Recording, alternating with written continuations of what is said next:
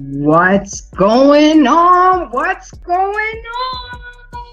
To all my embracers, y'all, thank you for coming in today. You know it, it's another Thursday night with Grace from Embrace the Grace, and of course my co-host Gary D.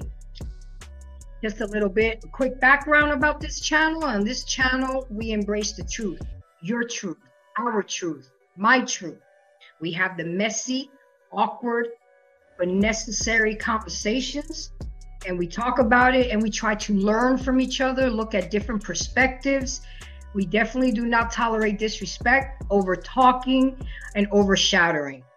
And one thing that I'm going to start stressing, because when I move in these YouTube streets, I see a lot of y'all subscribe to other podcasters, a lot of y'all support them with the super chats, with the cash apps. I'm going to start pushing that. I'm trying to get to 1,000 subscribers, guys, to the end of the year. That's 5 months. I need to get starting to get monetizing, selling my merch. So the channel really, really would appreciate your support. Me and Gary work hard every week to come up with good topics for y'all. My gentlemen and ladies that come to the panel, they're taking time away from their day to come and support me. So I'm pushing it. I'm pushing it. I'm going to be pushy with it. I see some YouTubers that won't even open up the panel until they get 10 donations.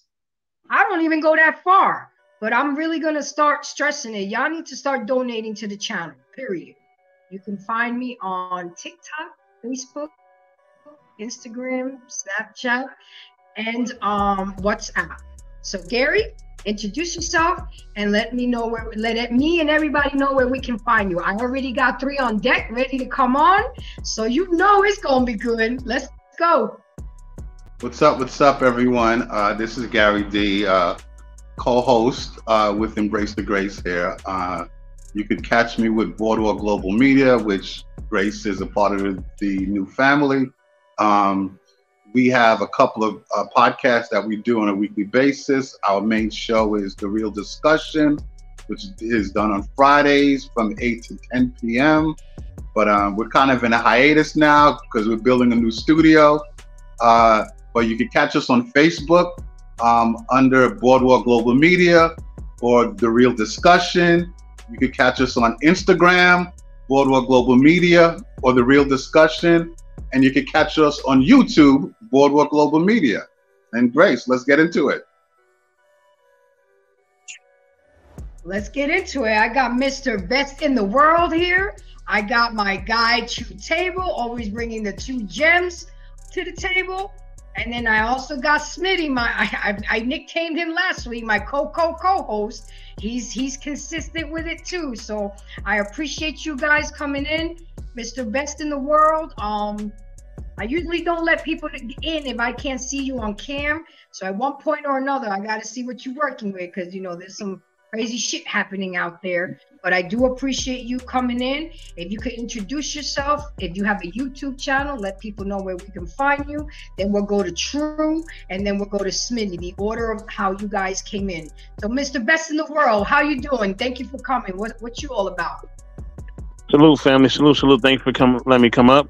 I represent a channel called Knowledge and Relationships. We're already monetized. We're 3,000 strong and growing. And we're almost to 4K. We're on the road to 4K. Definitely look us up at Knowledge and Relationships on YouTube. Me, myself, and M3, and the rest of our team. Be Easy, Big Rick Slaps, and the rest of the team. And I mean, salute to everybody with the Knowledge and Relationship team. And yeah, we definitely working hard. And this seems like a very interesting topic. You know what I mean? And I would definitely love to chime in. Awesome. And again, thank you for coming. True, how you doing tonight, sir? I'm Gucci, you guys. How's everything going? Good. That's good. So yes, my name is Daniel Rucker. I'm with the True Table YouTube channel. Talk about all things relative to men's mental health. I'm an advocate for men, so I definitely support the things that we do. Relationships, self-awareness, and I'm just here to add to the conversation. Thanks for having me again, Grace.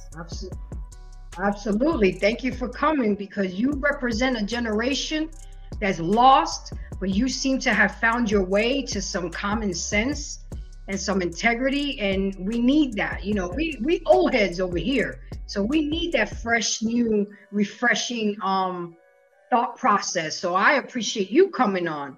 And to my boy Smitty, how you doing, sir? What's going on? Can y'all hear me? Am I nice and clear? Yep. Yes, you are, sir. So let people know where we can find you. Definitely. You can find me at the JVJ Network every Friday, right? For the Friday night talk at 9 o'clock on Eastern time. You can also find me on Smitty's Corner. Now, what's taking place, just in case, real quick for people to know, I'm working on getting my data cleared out. I got a bunch of videos loaded up. I can't load them because my storage is full. I've never gone through this before. So other than that, you can catch me here at Grace as her co-host, you know, every Thursdays as well, you know, at 8 o'clock. So other than that, I digress. My mic is muted. Let's have a great show, Grace. Let's do it. Absolutely. And last but certainly not least, I have to get used to it. You guys will also find me on the JVJ Network. I have become a permanent podcaster on Thursday nights, so I will be streaming on JVJ Network as well on Thursday nights. This is a network that Let's Talk JVJ has collaborated with a lot of up-and-coming podcasters. So if you guys are interested in becoming part of the team, hit them up. So shout out to the JVJ Network. So make sure you sub up to that network. Everybody on the panel, everybody who comes in, and of course, embrace the grace. So what we talking about tonight, gentlemen? This was a heavy one for me. I didn't realize just how much information. So we're really going to have to split it in part 1 and part 2. because we would have went over almost 4 hours if I would have went through all the material that I got.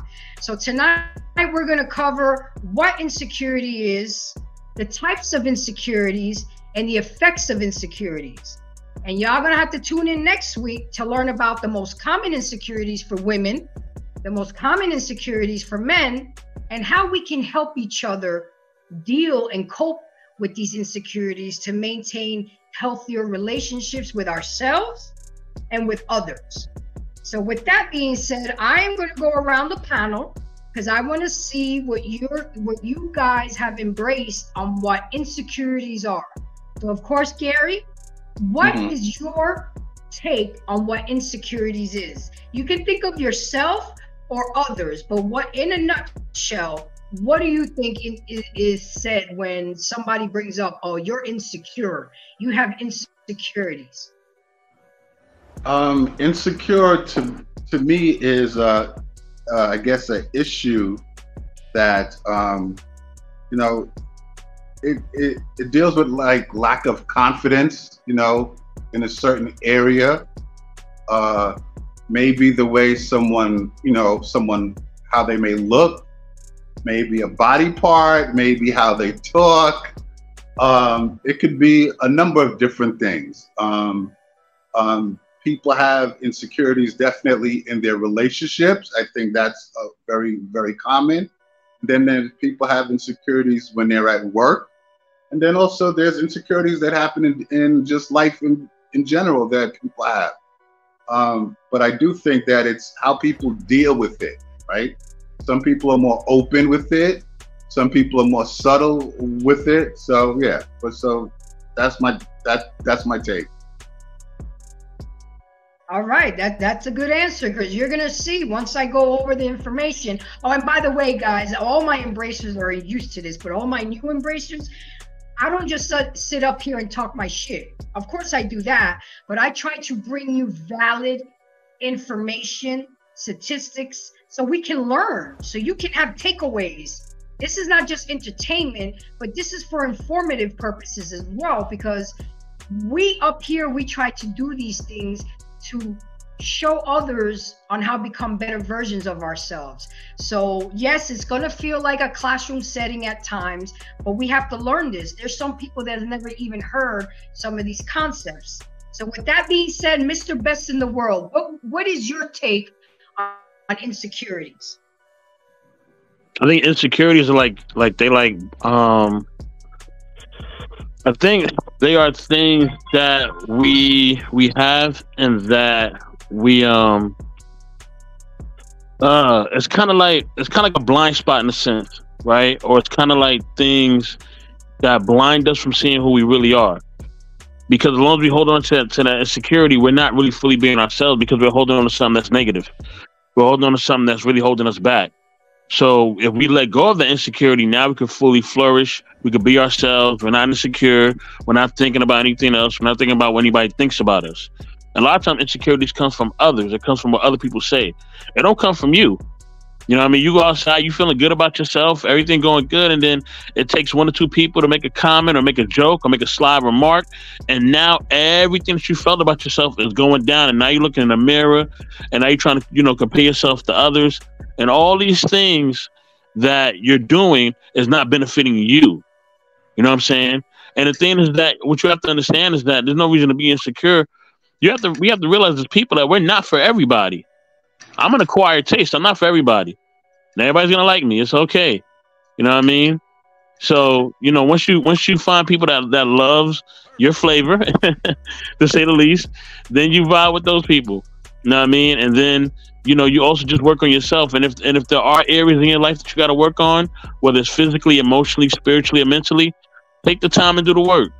It's only gonna make you better, and it's only gonna allow you to grow and be a better person. So yeah. Dang, Mr. Best in the World, you didn't just give away all my little information. You hit almost every nail on the head, but I like that. That means you are a well-grounded person and you know what the hell we're going to be talking about tonight. So it was perfect for you to come in. I like it. I like it. Guys, remember everything all my panelists say right now at the beginning of this show, and how we're going to wrap it up in a nice box with a bow with my information. True. What is your true take on insecurities? I love that. I think insecurities, I think when people hear the word insecurities, they automatically lump it into a relationship capacity. But I often say that insecurity is something that is battled between maybe a popular opinion and your own individual outlook. So you tend to run into insecurities when you have either a solid self-image or maybe even a false one, and then it's met with a popular opinion. Insecurities are not something that are always generated through just the words of people. Sometimes it's interactions. Sometimes it's you going out for a job interview and you assuming you were a good candidate, and then you realize that you're not qualified maybe as of yet. Public speaking is an insecurity. Most people do not feel confident to speak words in front of public because they are perceiving what people assume. They're assuming what people are perceiving. So that's my take on it. I digress. Awesome intake on it too. And Smitty, last but certainly not least, what is your take on insecurities? All right. Okay. Hey, Truth and what's my brother up here on the right? Should I? Gary? Gary? I know Gary. Next to you, Gary. Oh, sorry. All right. Mr. Best in the World. Okay, best in the world. Yeah, Gary. Yeah, all y'all definitely have hit a lot of things. Definitely. So I just want to say salute to what y'all were saying. I just want to give credit to that. So what I got so far is this.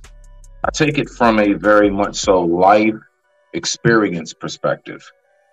Insecurities consist of these qualities in an individual. Follow me. Showing off. Okay. The fact is that most people who are so hell-bent on showing off, you always got to make sure that you stun for the gram. You always got to make sure that you let everybody know you're doing this, you're doing that. Matter of fact, you don't even know how to give charity quiet. You want to give money to a homeless person with your phone out and record and be like, look at me, y'all, I'm doing something good. Yeah, those people.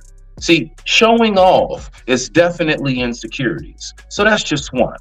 Buffing out one's chest, okay? So I'm only speaking like I'm speaking to my men on this one. Fellas, we all have been around that friend that when it's just you and him, man, y'all like everything is good, right? We boys. We talking about all this, all that. Salute, PA. We talking about all this, all that, right?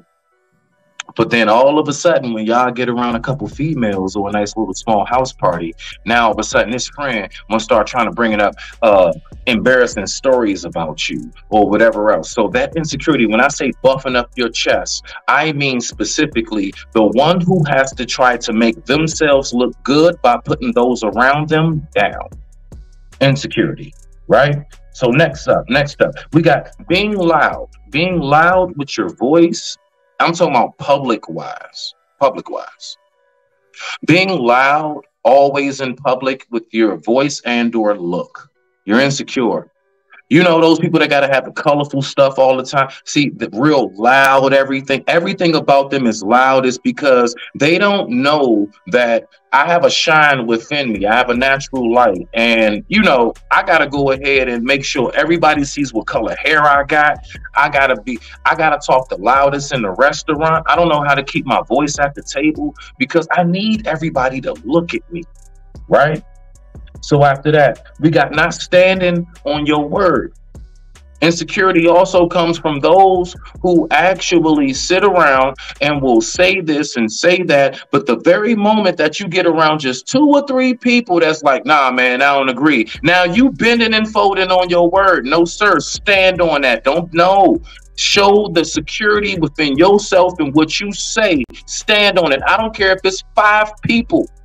that's saying, nah, we disagree. If you now, I'm not talking about actual statistical facts. Like if you got 5 people saying 2 + 2 is 4, and you keep trying to say it's 7. No, I'm just saying, like, you know, when it comes to like things that can be subjective, right? The subjective factors of life. All right. Then last but not least, I would say over explaining oneself.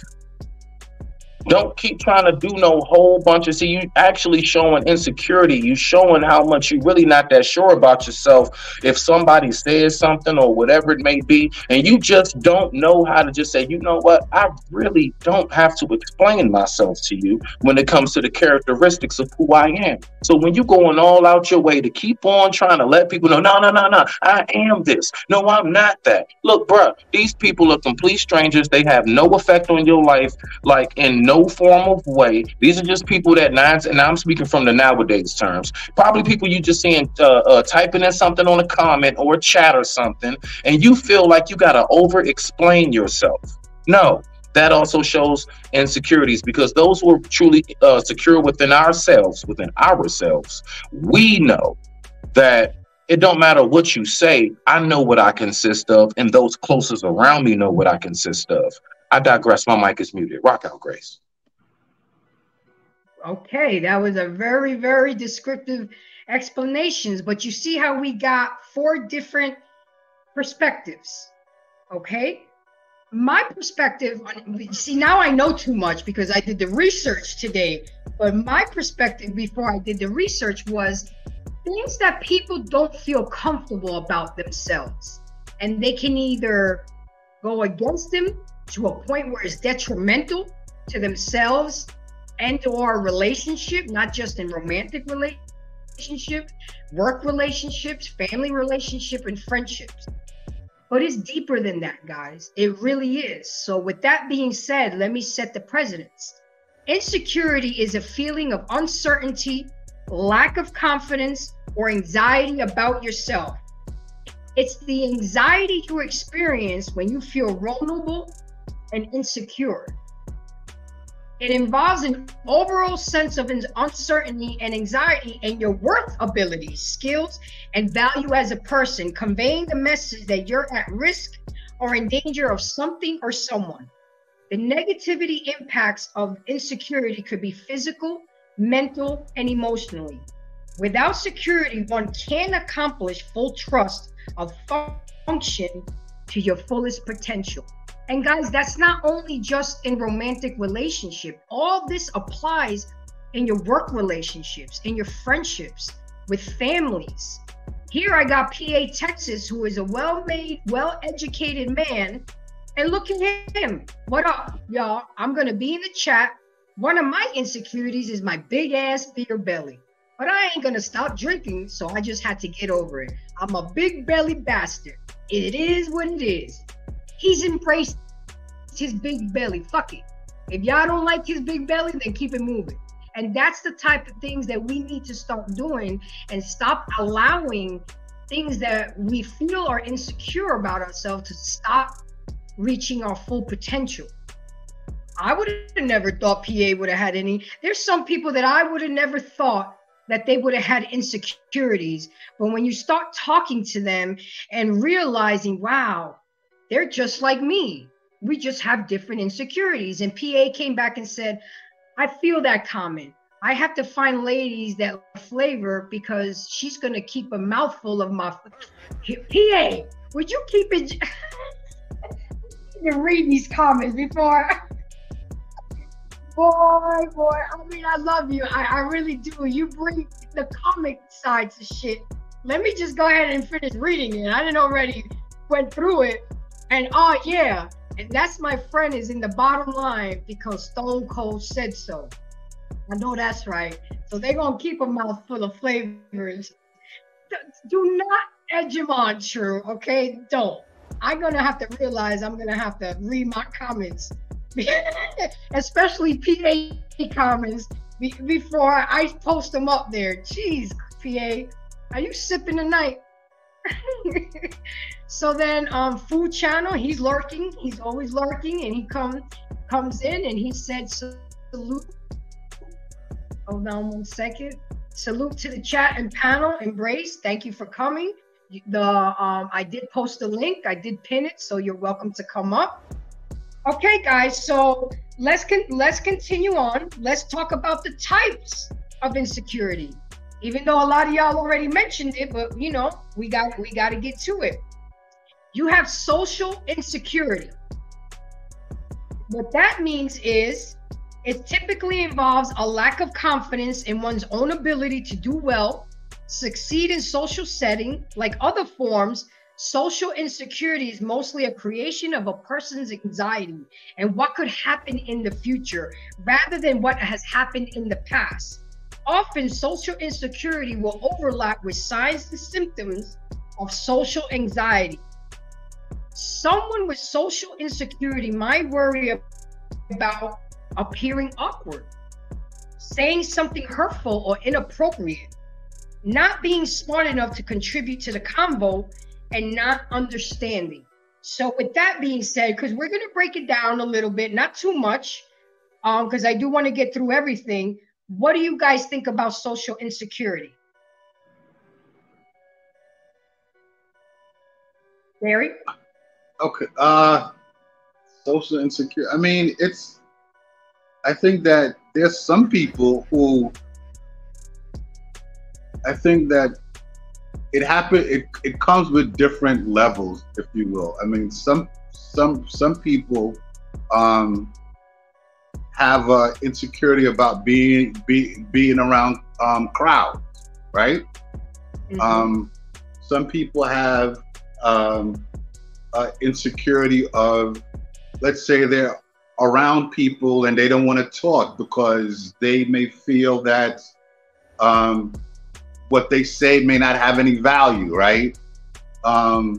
So I think that when it comes to social insecurity, it's, there's some people that have it, some people don't, but then also too, there's some people that have it, but they know how to deal with it. So I think it circles back to how you deal with it. Do you let it affect the social environment that you're in? And I hope that makes sense. It sure does. Okay, True. What do you think about what I said about social insecurity? I think we all have it. I think you even go back and journey back, if you can remember that far back, being a child, you start to realize this we don't have a term for it maybe when you're young because you're still developing, but when you're young, you socialize and then you start to run into certain levels of resistance. You're talking to people who are either your age or older, you're talking to girls, you're talking to guys, you're talking, so you start to kind of grow up and get met with this expectation, I guess, of socializing. And that's why I think sometimes people tend to stick to their own kind or whoever speaks their predominant language, things of that nature. Because in order to adapt yourself to grow and get comfortable, it's sometimes very hard. So people tend to stick to what is most familiar. But I think we all have it. I know as men, predominantly on this panel, I know we have it because to walk across the room to talk to a woman or a group of women requires an immense amount of security and confidence. So, but I digress. And the funny thing about that, True, is that a lot of women don't think that takes a lot of confidence and effort for a man to walk across the room with a table full of women, and then you have to pick the one you want to talk to and be open to scrutiny from the other women because now they feeling some type of way because you don't want to talk to them. And women just don't realize that takes a lot for a man. And okay, if he's not suitable, I never use, oh, you're just not my type. I always tell a man to let him down easily. We're not suitable. You're not suitable for me. It just sounds better and more respectful than, being rude and, and even if he's not suitable for me, I still talk to him and not make him feel some type of way because I appreciate the fact that he picked me out of the crowd and had the balls enough to come holler at me. Right then and there, you're showing me you're a go-getter. You saw something you liked, you went for it, you have impeccable taste, because you picked me. You know what I'm saying? But if you're just not, I mean, I have to talk to you first before I even come to that conclusion. Just because, you know, you're not a certain physical appearance of what I'm used to, I'll at least talk to you. Come on, you know what I'm saying? But well, this some is why women don't women, even do that. This is why women are horrible people. Because just what you said, you know. Some. Oh, I'm That sorry. words mad at you. Come on. I'm sorry. That the pretext. Some women are horrible people. Yeah, you know, I do believe that and you're right, they won't ever understand it, you know, because they don't put themselves in a position to have to. You know, they would understand a lot more about men's struggles if they did more assertive things. But you're totally right, Grace. Totally right. Absolutely. All right, Smitty, let's keep it short and simple, my dear. What is your take? I have to, babe, because you just be going all in, you know, on what I spoke about, social insecurity. What do you have to say about that? I know you be writing notes. Insecurity is bad. I digress. My mic is muted. Oh, stop it. What? You have more to say. Short. Social insecurity. All right, fine. I got you. I'm messing with you. I'm messing with you. I'm messing with you. This is my thing, right? So to what Gary was saying. This is the thing, right?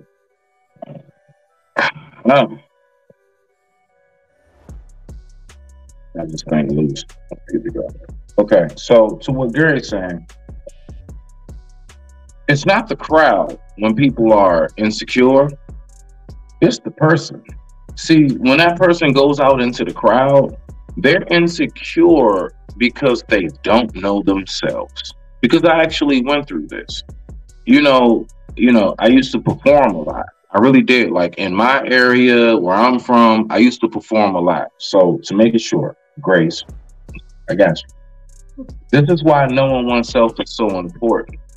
And why is that? Because when you don't know yourself, you fall victim to those peer pressures. That's why people are putting everything that they're putting out there in social media, because they don't know really what they consist of. So they try to find that gratification and that affirmation from complete strangers. Just follow me. I'm not going to be long. So the thing is this. When I used to, before I would go up on stage, I would be insecure when I would go to poetry night or to go to open mic night, you know, to rhyme or whatever. I would be like a little scared at first. This was when I was like 15, 16. And so I get up on stage and I never forget my OG shorty, man. He said to me, he said, hey, Star, because that's my name on stage, Lone Star. He said, hey, Star, when you get up there, bro, just chill, breathe. And just imagine everybody on the stage, I mean, everybody in the crowd naked. Basically what he's saying is make the crowd look vulnerable. You reverse it on them. Don't make yourself feel vulnerable. So when people go out into crowds, Gary, like you were saying, no, you got to reverse that. Because last but not least, to land it. Because what we don't realize is most people laugh at others because that laughter at laughing at your flaws gives them comfort in their own insecurities. That's how we get misery loves company, bro. You see? That that's all I was trying to get to, basically. So to land it, like when you got people who scared to go out because such and such gonna laugh at you, such and such gonna say something, folks do not realize, and I talked to my own daughter about this at 15. I'm like, baby, you don't realize how physically attractive you are, how much you have intellect. You have such multiple combinations. A lot of people don't know how to deal with that. So what they'll do is they'll find any small thing. If you tripped up on a step, anything, look at that. Why? Because their insecurities, if they can find any flaw in you, that makes them feel better to know, oh God, thank God. I thought this person was so great. At least I brought them down to my level. And that's vicious. I digress. My mic is muted. I just want to keep it short. All right, let me chime in here. So, I appreciate that. Go ahead, so Gary. what I'm saying, and I guess to clarify it a bit, in my experience dealing in the entertainment world, clearly you have, and what I've seen with a number of artists is, I guess, what you call stage fight, right? Where you go up on stage and you gotta perform in front of a bunch of people. Like, look, DMC from the legendary group Run DMC used to have stage fright, right? So, but he was able to overcome that and go perform in front of major crowds. Now, what I was saying is, in being around crowds of people, going to a festival, an event, I don't know, going to the market or something like that, some people, they do have an insecurity about that. Like, that's a real thing. But I just want to make the distinct difference there. I hear you. I hear Okay, you. Grace. PA came back. I read the comment before I posted it up. So PA says another insecurity when you step to two girls, and I know the other one is going to cock block because I didn't talk to her. The worst is when the other one was interested and you picked the one that wasn't. Yeah, that's messed up. And I gotta give a shout out to my Dave. No, to my no, boy, PA, Dave. that's not relevant, PA. I had to say it, Grace. PA, that doesn't, no, that's apples and oranges. I will DM you later, sir. Rock out, Grace. Well, no, I have to readdress him. Pastor David Bynes, thank you for coming. We went to high school together and we still politicking with each other. So thank you for coming. I really do appreciate it. And he made a comment, active insecurities. Oh, I had it up there already. Active insecurities. Hold on. Create imposter syndrome. Yeah. And Leanna said she had to log back in. There was no sound. And then I was welcoming David. So with that being said, guys, we're going to move on to the next type of insecurity. And this is one of the most common, most popular insecurity that we can deal with. And that's body image insecurity.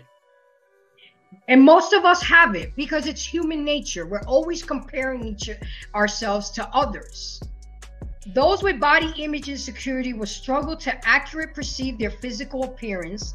Instead of having a balanced view of their characteristics, they tend to spend excessive time and energy worrying about how they look. Someone may be insecure at their whole body, or others may focus only on parts of their body, like their nose, ears, knees, and teeth. Some people may feel insecure based on a feeling judged by others, while others judge themselves more harshly than anybody else could ever. So with that being said, guys, we're going to go around the panel again. We're going to talk about your take on body image. But keep in mind, guys, that this is an insecurity that most people have. We always want what we don't have. I like straight hair. I got to pay to get straight hair when I have natural curly hair. There's people that pay money to get curly hair. So we always want what we don't have. So Gary, what's your take on body image insecurity?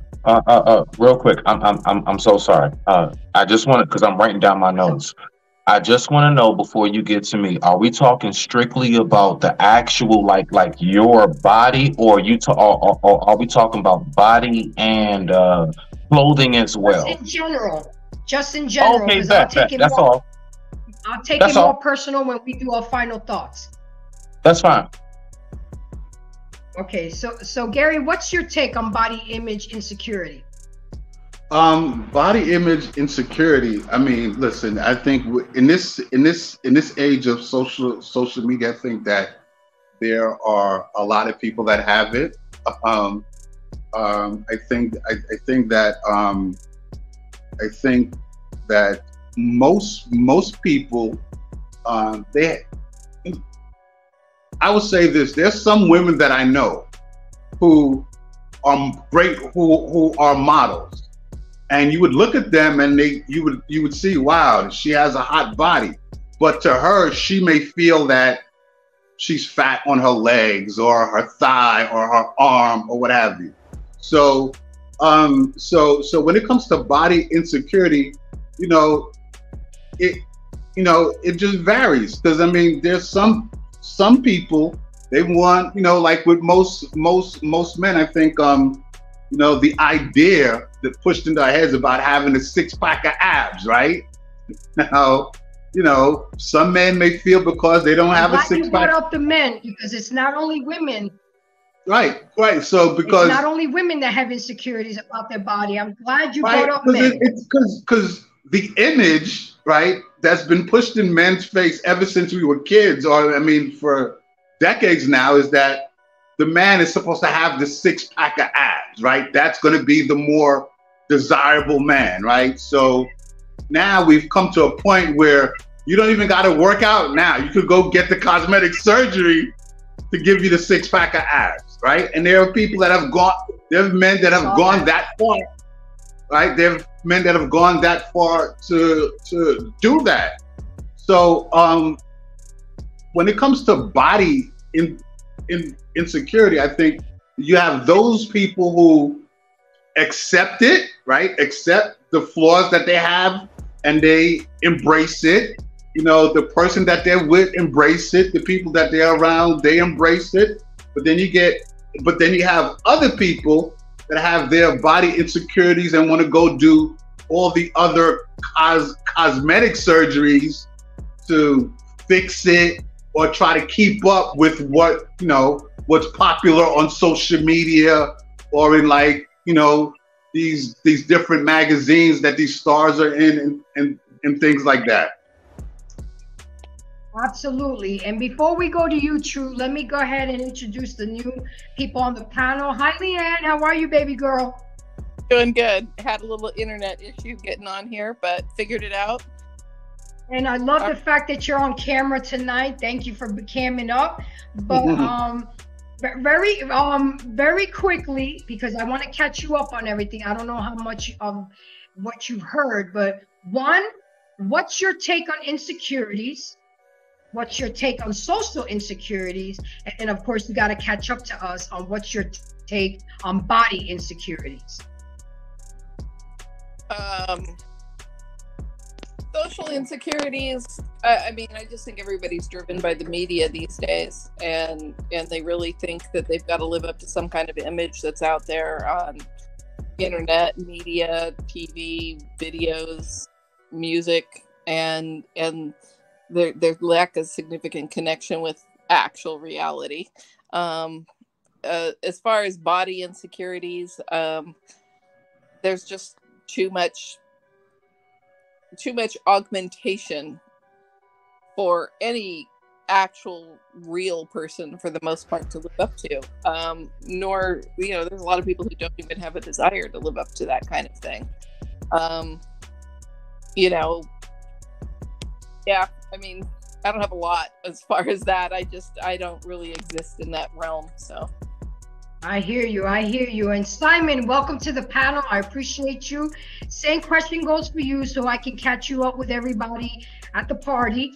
What is your take on insecurities, body image insecurity, and social insecurity? All right.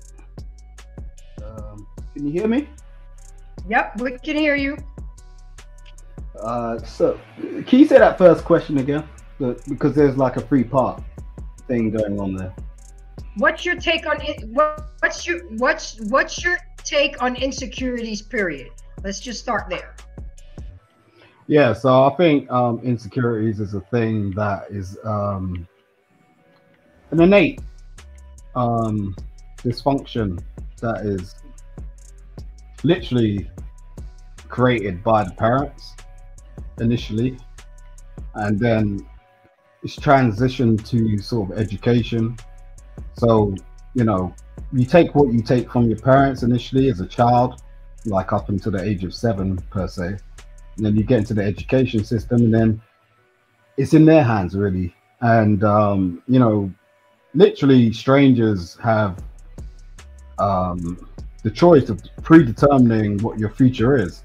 and they don't really care for you in that sort of sense. Like, so they're really disconnected to you. And then it's up to you to understand whether you take your own road or you start to follow what they say, and that predetermines most people's insecurities. And what's your take on body image insecurities? I love this question. So, sorry, was someone saying something? Yo, body insecurities. Yo, that's been nailed down, like in terms of body dysmorphia and things like that, which is not hugely spoken on. And people, I've said this on a number of occasions. It just really it's really about your environment. Like, you know, sometimes like people put money before health. So what happens is with most people, they get a job, so that's what you're told to do, and that's what you choose to do at the same time. So you have an apartment, or you have a flat, or you have, you know, somewhere you're living, maybe at your parents' house, I don't know, shout out to Fatty. But I'm just saying, what happens is you will leave that place and then walk into your car and then go to another space and sit down, and then you'll do your job and you'll eat, and then you'll leave and then you will sit down, and then you'll get in your car and then you'll drive home and you will sit down. And I used to say this to my students a lot of the time, because it was the same thing that was going on with them. That's what causes body dysmorphia. It's like people turn around and say, oh, you're big bone, you're this, that, the other. Yeah, whatever. That's not the case. You can simply reverse this in a matter of years if that's what actually you're trying to do. Like, hey, yo, embrace. I've seen your Instagram. I've seen you doing them push-ups. If you really want to predetermine your body figure, get to work. That's what you got to do. Okay, duly noted, duly noted. I appreciate that. Okay, True, so we're coming back around to you. Everybody's caught up. We're good. So True, what is your take on body image insecurity?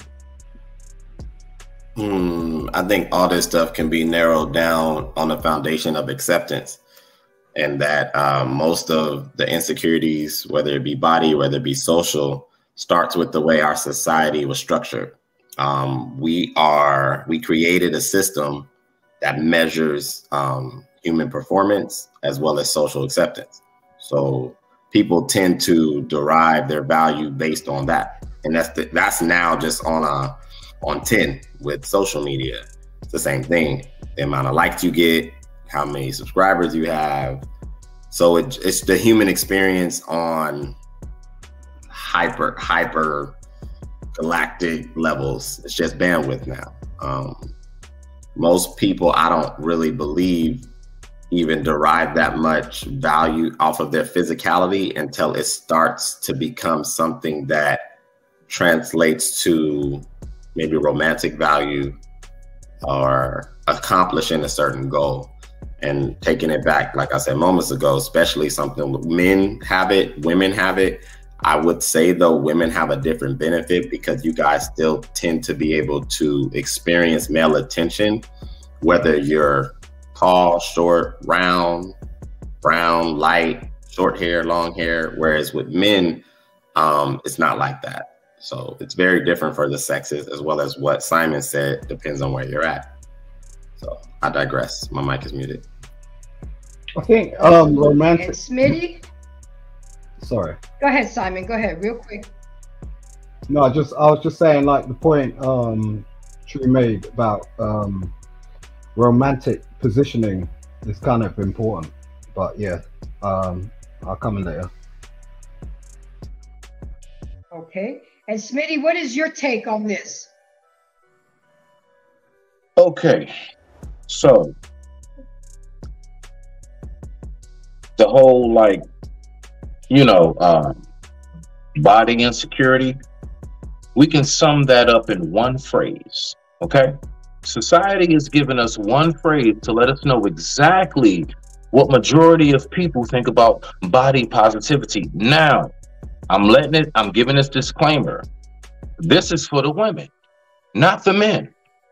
And I got something to say to my London brother right here too when I'm done. UK, London, I don't know. Anyway, what it is this. The phrase is body positivity. Why do we say that? Body positivity is basically the term that's saying, do not shame me for being lazy. Do not shame me for not putting in that work. No, this is body positivity. No, Lizzo, no, listen, I don't care how many Subway subs she eats. At least a Subway, she got more lettuce than turkey. But still, I mean, listen, we need to body positivity everything. So don't shame nothing. That's where the body insecurity comes from. It comes from the simple fact of we are in a society that you can't say nothing. Now, that's why I say it to the women, because the fact is this. Men, no. No, Grace, I disagree with you what you said earlier. About what? Take down my notes. It's not with men. It's not women and men. No, it's not. The body like the whole body insecurity, that's more so way more women. That's like a true full like once in a every other blue moon anomaly. When it comes to men wanting to go ahead and be looked at as the six-pack abs, Gary. No, we want to be looked at as we got that six figure. We looked at as more so what we can produce. Men don't feel good when we're not someone who is relied upon by those who are around us, bro. We want to know that we are that man that when something is going down, you can call on me. That's how we based our value. It's not about body. Am I allowed to finish or am I talking too long? I'll shut up. I'll shut up. Mitty, I gotta throw this in you. Two of the biggest insecurities for men is their height and their dick size. No.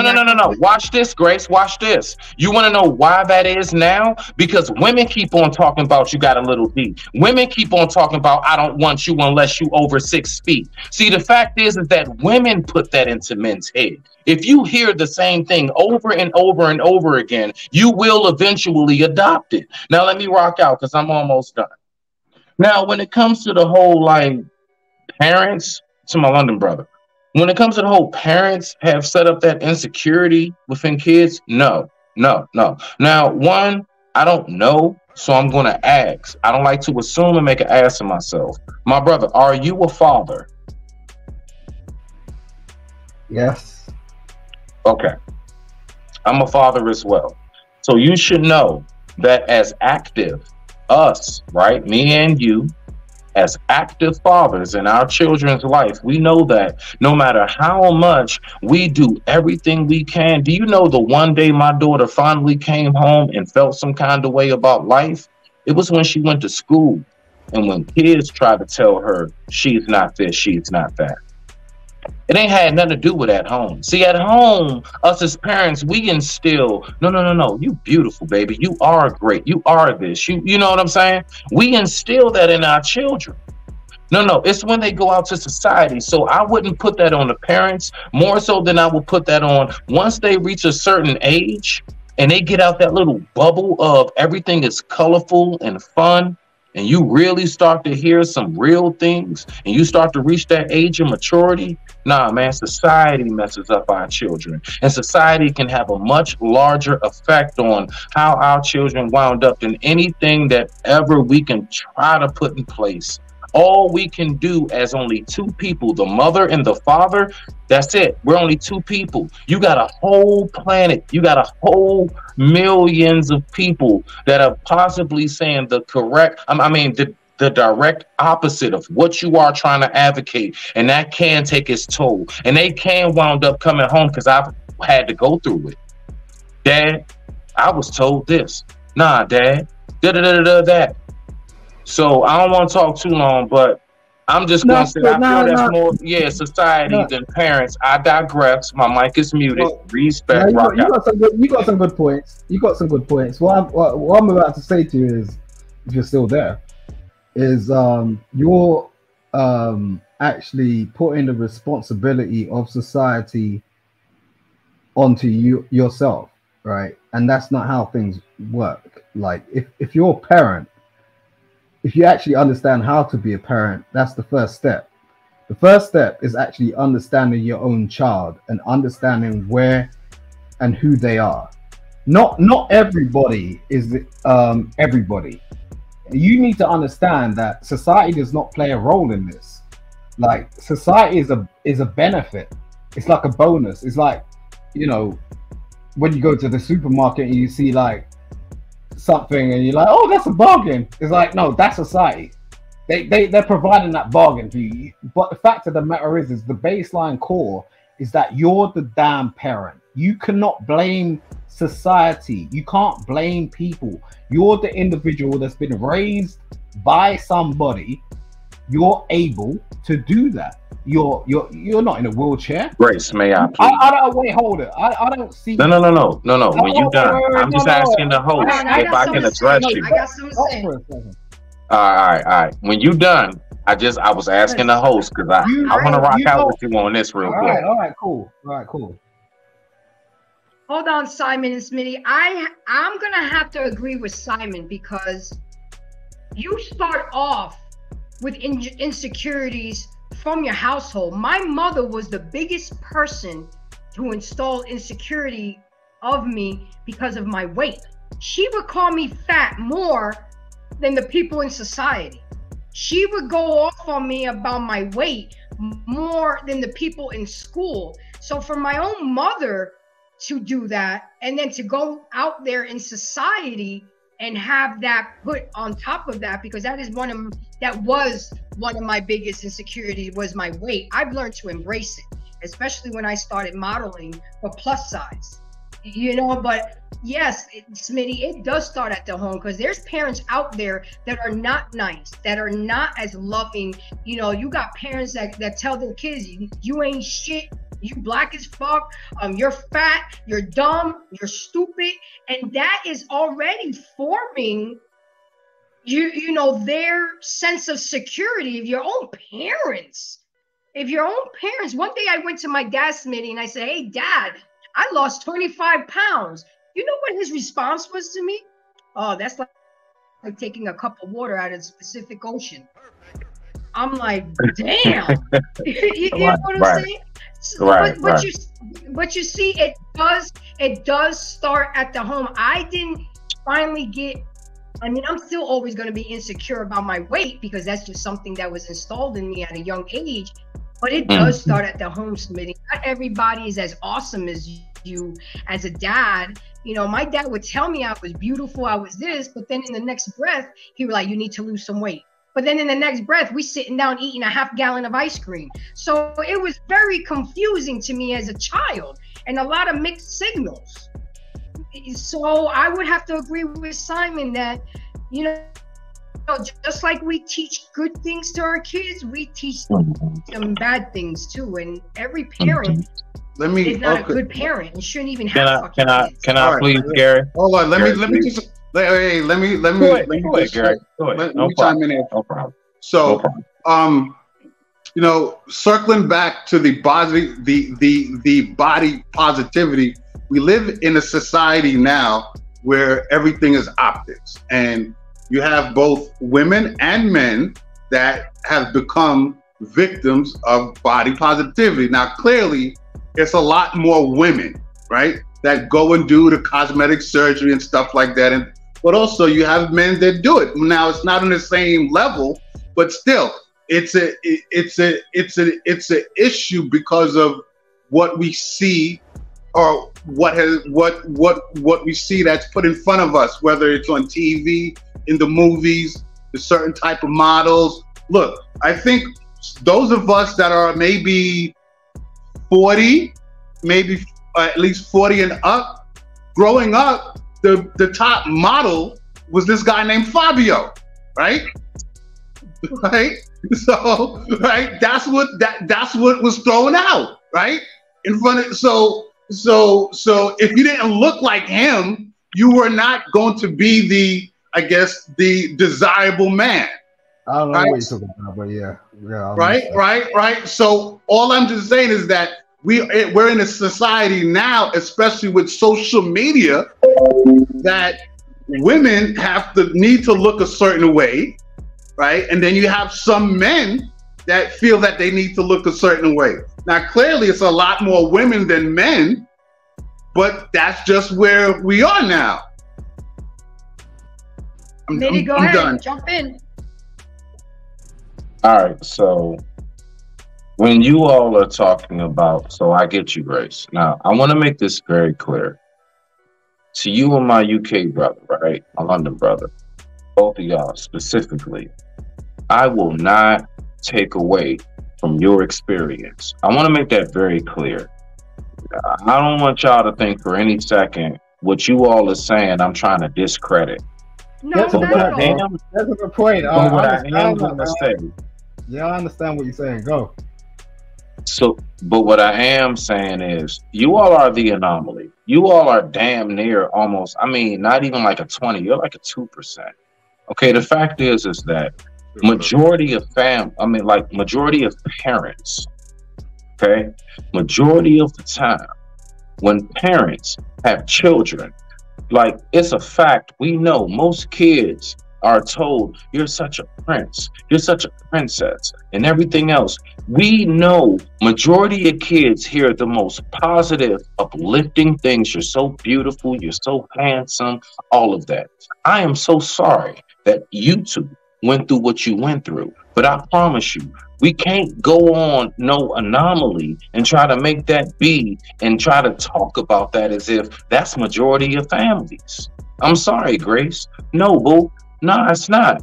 It's not. Majority of mother and fathers, no matter how effed up they may be, no matter they may be on drugs, alcohol problems, or whatever it is, if they ain't beating the crap out of and locking them in closet, if it's not that, I promise you, because we know many stories of people who grew up and said, you know what, like Pop, Tupac, his mother was a crackhead, all of that.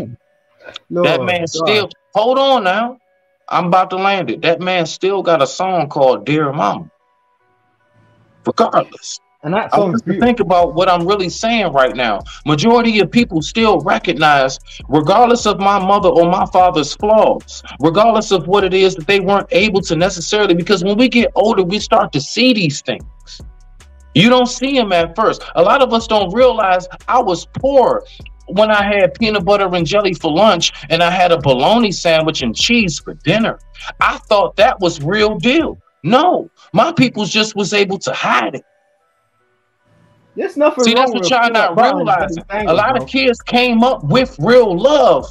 No matter how dysfunctional in its own way it might have been, a lot of them they only saw that in the end. So to land it and shut up, and I'm going to give you the floor, I do disagree. Because honestly, truly, what you all are speaking about is only a truly, I mean, like a fragment, only like cracks in the glass of the full mirror of what parenthood is. I digress. My mic is mute. I appreciate you, Smitty. I like that shit, because the fact of the matter is all you're doing, right, is you're broadcasting what most of these black niggas out here are doing. And the fact of the matter is not being bad or nothing. Sorry, Grace. I'm just saying, like, you don't need to be there. Like, you seem like a really intelligent guy, and what you need to do is network with people that like you. That's all you need to do. It's kind of simple. Let me ask you a question real quick. Let me ask you a question. Have you ever, no, honest question. It's not even a come for. Real quick. Have you ever asked me what I do? Have you ever asked me what my like normal day consists of? What I do throughout the day? I'm just asking a question. No. All I want, no. Please. Before you explain, just give me a yes or a no, then explain. I just did. I said I have not. Thank you. Now explain. Yeah, but what's your point, okay, bro? so moving on with the Grace, go ahead. Yeah, let's Nah, she caught it. Thank you, Grace. Let's move on. Can I chime in there real quick, just to add to it, if I can? Go ahead, Drew. I think that what you guys were speaking on was two different things. There's parenting, which is just the position and the aiding of raising a child, and then there's insecurities. You know, and being a child of 3 siblings in my family, I can particularly tell you a lot of times the foundation, whether it's good or bad or indifferent, there is this thing called emotional makeup, and every person has it differently. So you could be raised under the same condition as your siblings, but perceive things very differently than your other sibling. And I can speak to this in all personal life. Same here. Hey, true. You hit the nail right on the head. I'm right. I had the same experience. Okay. No, you fucking said the truth. I am the only sibling with color, and my other 3 siblings are all white, green eyes. My brother used to call me the N-word. Oh, they found you in a trash can. That's why you look different. All of that affects a child when they're young. They even had to put a lock on my door because he tried to delete me 3 times. Hey, Grace, can I ask you something, Grace? Can I ask you something? Yep. I want to ask you something, Grace. What's the difference between somebody who went through something like you and somebody truly like myself, who my siblings, 4 of us, right? All same parent. No. My older sister, Kim, it's just she got a different mom. But the rest of us, same mom, dad. What's the difference between that and you being the actual black sheep? Like you being the one who, even though you stepped out into the streets, even though you know, because my siblings, they've always been, for the most part, straight arrow. Kept jobs, graduated. I'm the one that stepped off the porch. I'm the one that went off into the streets. I'm the one that went off and messed around with my uncles and my cousins. So what's the difference between somebody with what you talking about and somebody who does have all of us are blood, all of that, we look alike and everything? You can see clearly, oh yeah, I can see that's your sister. I can see that's your brother. But yet you the only one that's looked at like you the F up of the family. Only because you're the only one that went to prison. The difference is that my parents made it obvious that I was the black sheep of the family. That I was my dad's favorite, but overall he loved his son.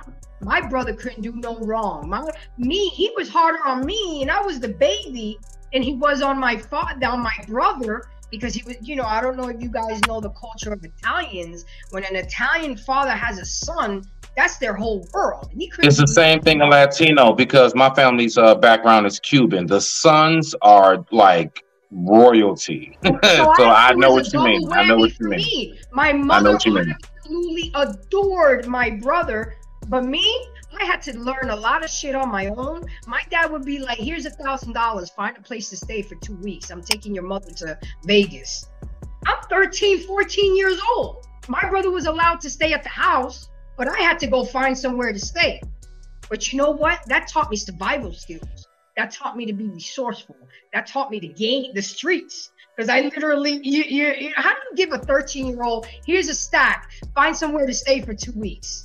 So I stayed with my girl, gave her parents $500, to feed me, take care of me. I learned how to take public transportation, how to take the subway, because I would have never learned that with my parents. But the fact still remains is you learn this bullshit starting from the home. If it wasn't for my dad being such a hard ass on me, I know this is kind of private, but my brother committed suicide on my father's birthday. So that alone, your brother deleted himself. Let's keep it clean, Grace. We don't want to get the channel right. Keep it clean. Deleted himself. But yeah, he deleted himself on my father's birthday, and you'll see that I have a short on suicide awareness. So that alone, guys. On deletion. Yes, deletion. You have a page about deletion. Yeah. So I guess we could partially agree then, because it seems to me that, like, we spent the time going to each individual experience thing. Yeah, people can find a way to kind of, make this a definitive truth. But what I was trying to allude to is that the perception is based on the emotional makeup of that individual. Like if you talk to my sister, she would swear I'm the favorite of the family, right? Based on her perception. Same mother, same father, same household. However, sometimes because of the temperament of the individual, love is not evenly distributed from something like a parental unit. So you could be eating the same food, living in the same house, you know, but if that child has a different need, then it could create insecurities. That's what I was trying to lead. Let me tap this one part in real quick, Grace, before we move on. Me personally, out of all my siblings, and this is some real stuff. I was the only one out of all my siblings. I was truly like considered like the truth, the promise, the golden child, because of my talents, like being an artist, being a writer. You all don't know about what Smitty has done, and I ain't gonna get into that because that's not the platform for that. But there are people around me who know how geniusly gifted this man is, and I messed that up. And what happened was, when I went to prison, my mother totally, like, at one point, like, disassociated herself with me because I was supposed to be the promise, and I let the family down. So, you know, that aspect can come into play when you got people who, once upon a time, they were the ones like me. I was the one that was the golden child. But then when I effed up and I went out to the streets, my family totally disassociated themselves with me. And that was something rough to deal with. So then my siblings got more to shine. Why?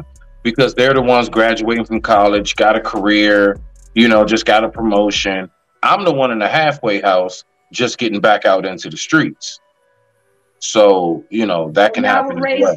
And y'all were raised in the same household. Right, You say what? that was your fault. You made. You're absolutely right. No. Watch this. You're absolutely right. Never, not near one point while in the jail cell, while on the streets, while I was struggling, even this very moment, I've never blamed no one else. The only thing that I'm speaking about is what I've went through. You are 1,000,000,000% correct. That was 100% me. I fucked up. You right. That's right, bro. Thank you for recognizing that.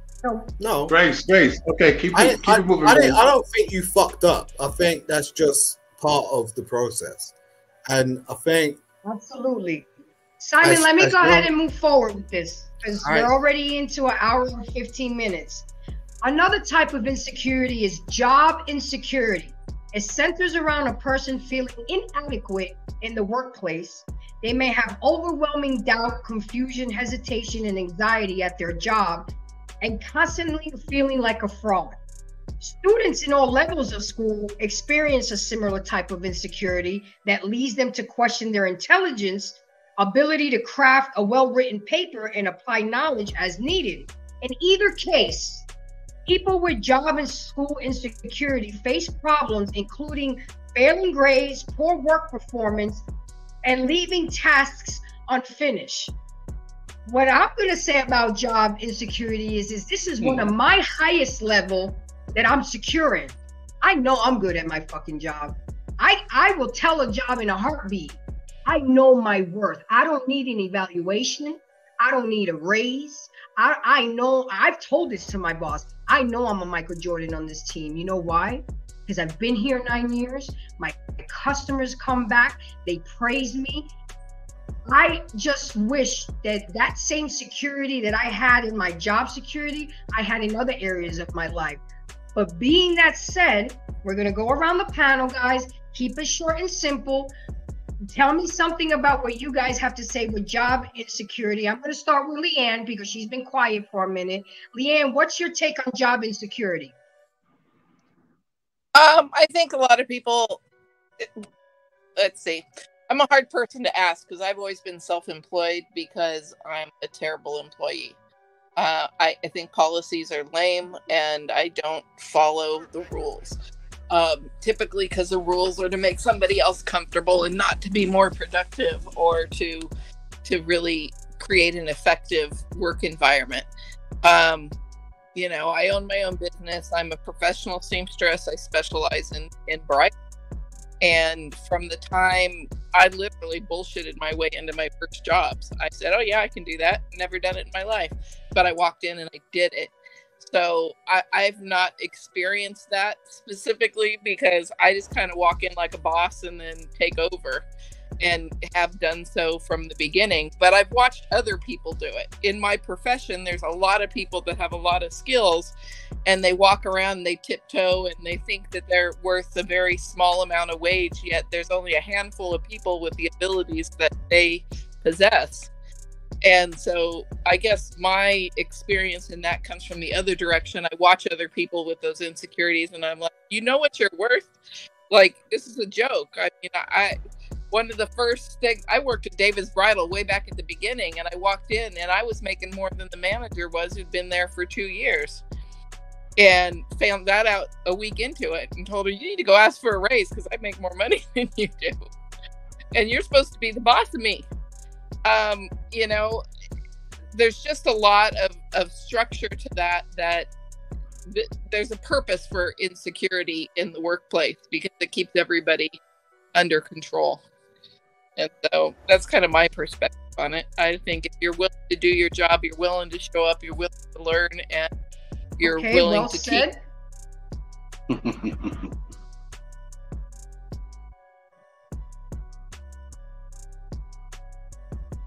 30. Next. What's your take, Gary? What's your take on job insecurity?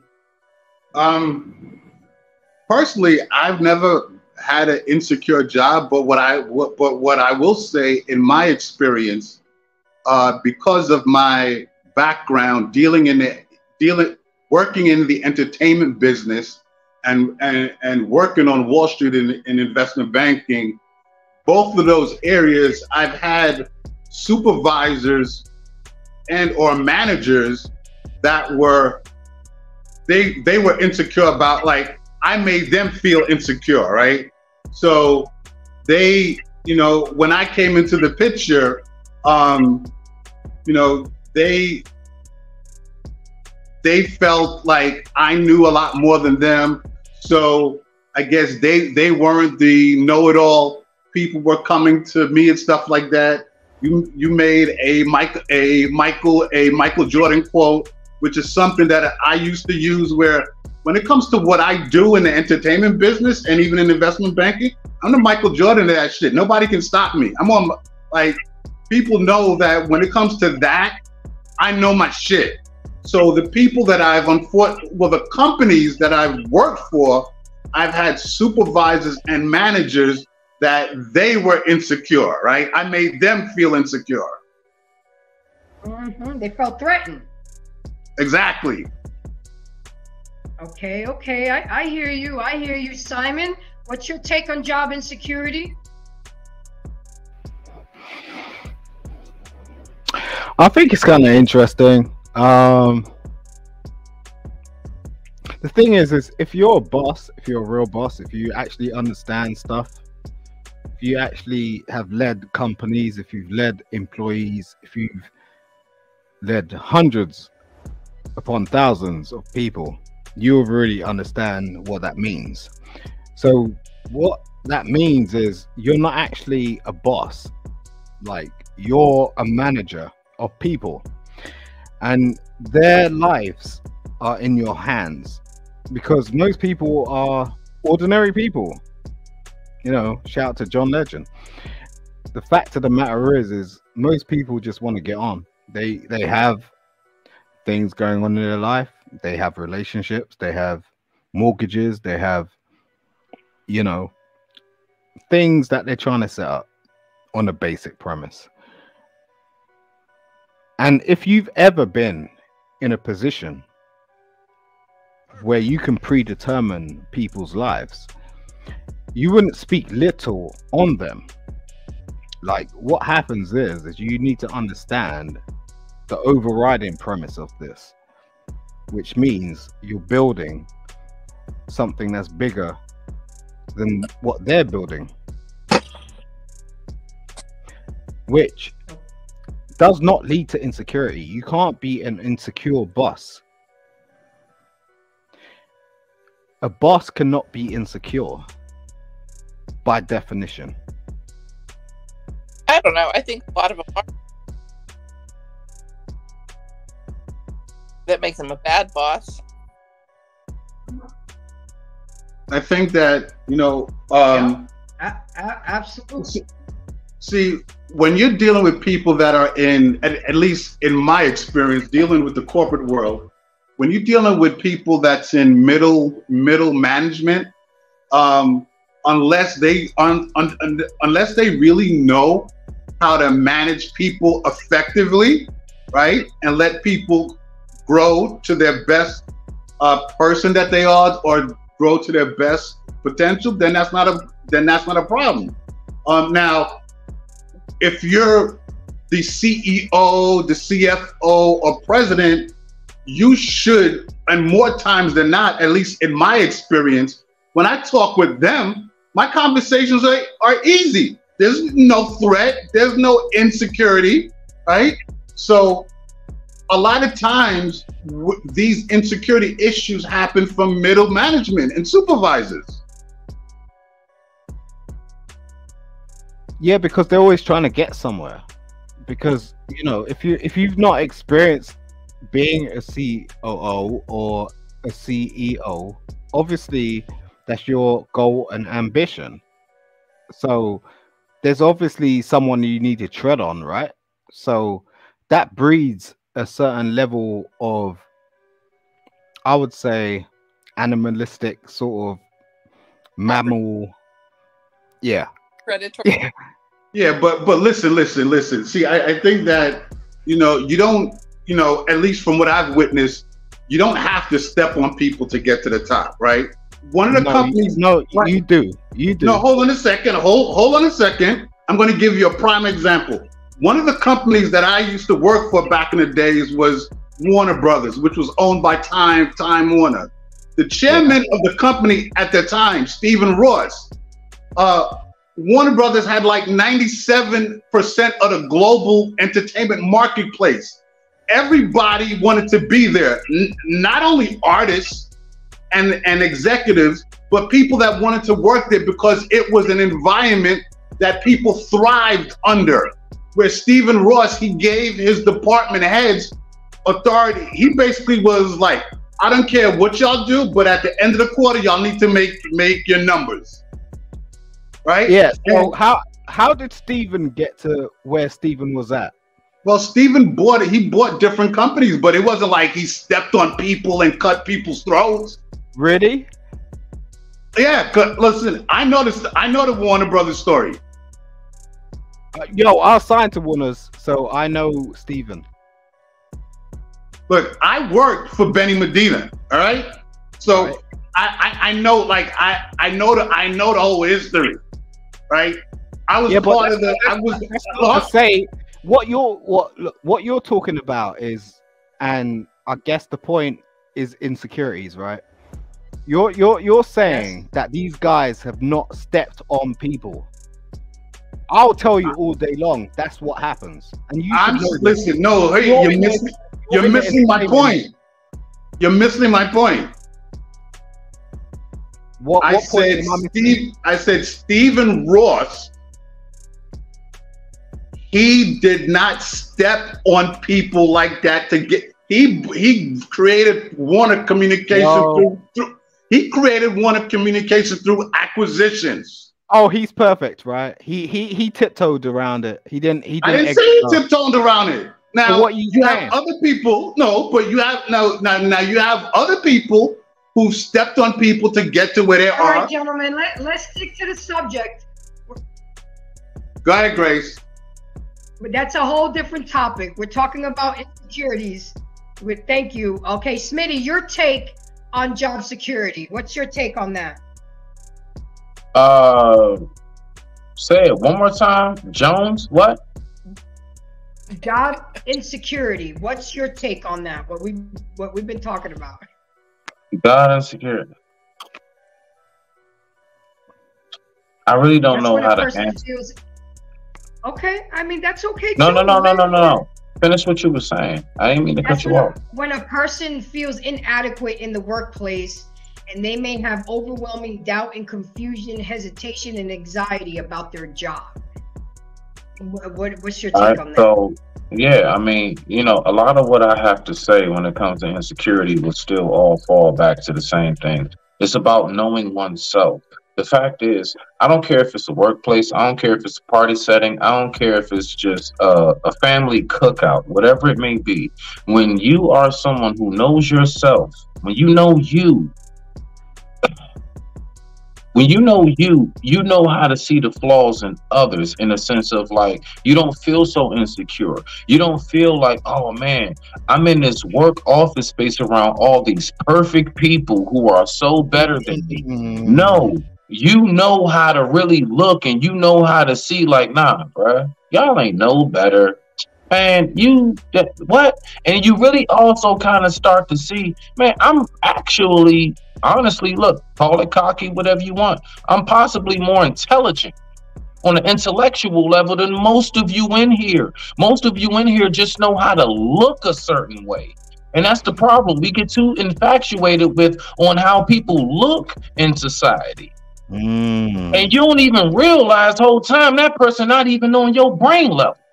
You just going by, oh man, they look like this, they look like that. They always come in with the best lunch after break and everything else. They must really be something. The whole time, little do you know, they are so intrigued about you because they can't figure out how is it that you maintain your position. How is it that no matter how much all of us are trying to be like everybody else, you seem to stay to yourself and you seem to know how to hold your ground.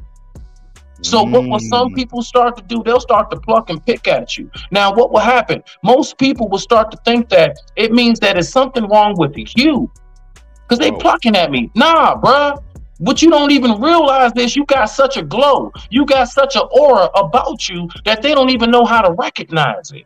They don't even know how to identify with it. So what do? Like most people who don't know how to identify anything that we don't know, what humanity does as men, as people, we kill it, we destroy it. I don't know what that is. Shoot it. And we don't even know how to recognize that when it's taking place in front of us. So we would then start to downgrade ourselves. Now watch this to land it. Then what happens is you as a perfectly unique individual will start to contort and form yourself into what society thinks, what you think society wants you to be, because you have no clue of what you ever really consisted of. I digress. My mic is muted. Rock out, Grace. Good thoughts. Okay, True. What's your thoughts on job security so we can go ahead and move on to the next one? I'm just gonna say it. Damn it, Smitty. Damn it. Because you done took pretty much. You remember that episode of Friends when they're like, "Don't take my thunder." You took my thunder, my guy. Like that's. I'm gonna double down on what you said. Because to me, this centers around this interconnected, for the sake of the topic, insecurities. Insecurities of the job is just a reflection of kind of what Smitty was saying. It's really about the inadequacies of a person or what they feel is inadequate. And so our society is built around the very thing that is insecurities.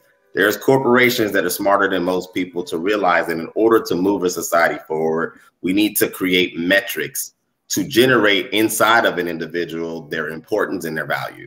A job is no different.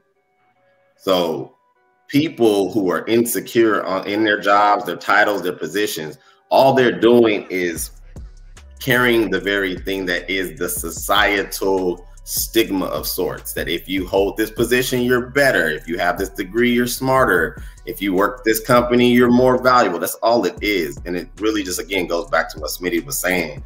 You as a person have to truly realize that as an individual, you have who you are at your state of value, so on and so forth. A job does not define you. You are supposed to be the one that defines the job and implement your value to overall grow the company or the position. Agreed. I digress. My mic is muted.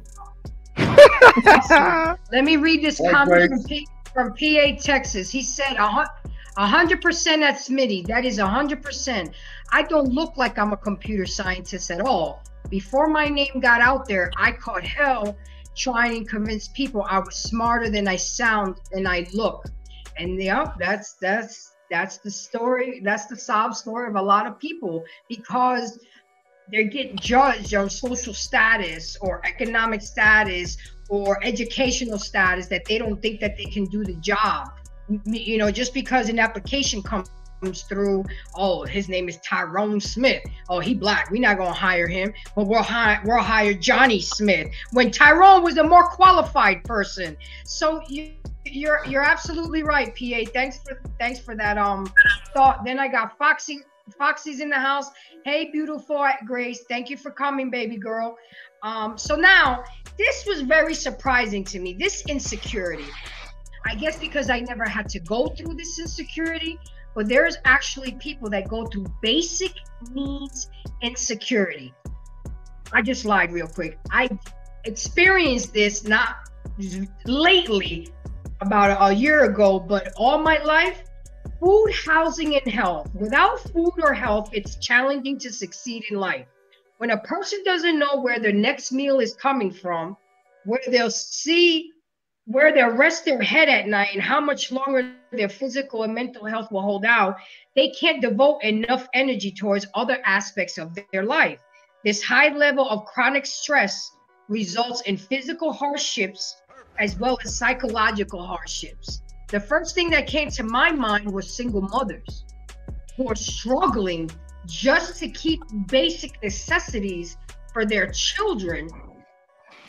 The chronic stress. And I can honestly say I've never experienced this insecurity till last year. And it ain't nothing nice to worry about where you're gonna lay your head at, where your next meal is coming from. But this is something that a lot of people constantly go through every day for years and years of their life. So we're going to go quickly around the panel because we still got some stuff to do. Go ahead. Who spoke? Oh, it's me. Okay. So since you started it off, let's start off with you. The basic need insecurity. What do you have to say about that? I would say that, and this may be a bit controversial, that most single women who choose to have a child and not cooperate with the father, or the father not cooperating with the woman, choose to actually have a problematic situation, because no one really, a lot of them do. No one actually really goes into a relationship where they actually think about it and go, okay, we're gonna have a child, or we're gonna live together, or it can be very simplistic, like we're boyfriend girlfriend, and choose disaster. Because what happens most of the time is women have this thing that goes on, which is, I'm not even going to name it, but what it is they can't really get away from their previous exes. So what they do is they bring their previous life experience. But stay towards more the insecurity. I just used a single mom as an example. Yeah, and that's what I'm getting to. Because how do you get to be a single mom? The only reason you could become a single mom is because you have insecurities based on your previous relationships, or you're not actually listening to someone like that have come into your life that go, oh, maybe there's someone that can actually stabilize you. But most people just don't want to hear that. Like, most females just don't want to hear that. They don't want to hear, like, okay, someone can stabilize me based on the fact that you've made these choices. So you've had a child with somebody, and that was your choice, but you're not with this person any longer. I hear you, Simon, but stay away from the single mom. I just use that as an example. There's people who are not single mothers and have basic need insecurities. There's the homeless people. Imagine their insecurities every day, thinking about where their next meal is coming from. I mean, I have a whole new profound respect for homeless people. When I found myself homeless and living in my car, you think that they don't want to work. You think that they don't give it, but it's a lot of circumstances that happen in a person's life that falls to them to be in that circumstance. We tend to be very judgmental to the homeless when we don't know their story. I don't really think, and that humbled the fuck out of me. I appreciate where you're coming from, Grace. I just think that, you know, I've been in that situation as well. I've been homeless, but it doesn't change the person. Like, and at the core, we are the same person. It doesn't matter if you're rich, poor, whatever. I give you £1 million tomorrow, you're going to be the same person. That £1 million gets spent, you're going to be the same person, whether you're homeless or this, that, the other. It doesn't really matter. The fact is like, what's your character? And if you're bringing children into this world, you need to be very careful. Absolutely. And that's the poignant part. It's like, you just need to be very careful about being a parent. Like, and if you don't know how to be a parent, learn how to be a parent. And that doesn't mean pamphlets. That means like real life shit. Like understanding where you want your child to be. There's a reason why we look up to celebrities. There's a reason why people look up to musicians and like people that aspire to do different things and can bring different perspectives to our lives. And the reason why, it's not necessarily the fact that we're so detached demographically in terms of DNA. I'm not talking geography. I'm just saying when we have a makeup, and that's why I don't discriminate against people, because the makeup makes things. If you get with somebody, regardless of how they look, or they may be thick or thin or this, that, the other, that will predetermine your life. Like, I'm on this panel, right? So I'm interacting with a certain level of different types of people, and everyone has their own sort of thought process. But you never know what's going to become out of that. And the thing about it is that's just what it is. You get what I'm saying? So you can have insecurities about yourself, but what I'd say to the people out there that's listening to your platform is try and embrace your insecurities, because the only way you're going to understand certain things is by going through problems and solving them. And an insecurity is just something that you're going to encounter in a moment and figure that shit out, you know, because it's one of these things, like, it's a negative word, but at the same time, I love to find out what my insecurities are. I love it, because that's the only way I can move forward, because no one's telling me anything otherwise apart from trying to tap me on the shoulder and tell me I'm doing good. But at the end of the day, they don't know how good I'm doing. Sorry, I'm gonna land with that one. Absolutely. Okay, Smitty, real quick, what is your take on basic need insecurity? Oh, he ready. Basic need. I thought we was talking about parental insecurities. Okay, all right. Dang it, because I wrote down the whole thing on parental. All right, so basic. No, don't worry. I can shift it. We're good at this. It's called improv. All right. Basic need insecurity. When one has a basic need insecurity, so for example, like a chick who continuously needs her man to tell her how beautiful she is. I love you so much. You know, you done said it, fellas, the last 3 times in an hour. I love you so much, so beautiful. But for some reason in their mind, still, it's like, nah, you ain't said it enough. See, that's a personal insecurity. And so again, I'm going to keep on going back to it. Know oneself. Know yourself. The more you know yourself, the more you can recognize others who is sincere, who's not, and you also know who really is speaking genuine to you when you're hearing certain things. Why? Because you know you. You know you, your flaws and all. You see? Now, Absolutely. I wanted to respond to my brother London down here. When he was saying, as far as it is the celebrities and everything that make us feel and look up to them and stuff, you do have a point. Yes, you are right about that. But we have to think about why. So to break that down, right, to dissect that frog in science class, we have to look at why that is. Why is that? Because society has made it very clear that normal, regular life, everyday 9-to-5 people, we are not accepted. It has gotten to the point where, let's think about it. How many people do we know nowadays will actually just come out and be like, you know what? Yes, man, I work here. That's it. That's my 9-to-5. No, everybody has to be an entrepreneur. Everybody has to say to the public, I'm a business owner. No, I do my own thing. I'm my own boss. Nobody ever wants to admit, yeah, I actually work for the boss. So all I'm saying is, no, I'm not disagreeing with you. I'm just throwing in a caveat. It's just a caveat, brother.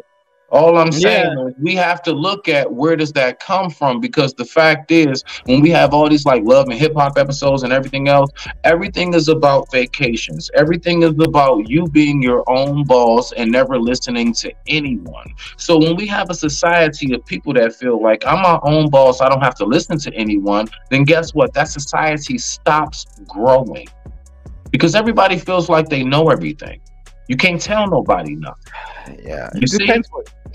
I understand where you're coming from, but it really depends on what you're paying attention to. And the fact of the No, matter what does is, society pay attention to? Now let's focus on that. You just said it. I swear on life, you just said it.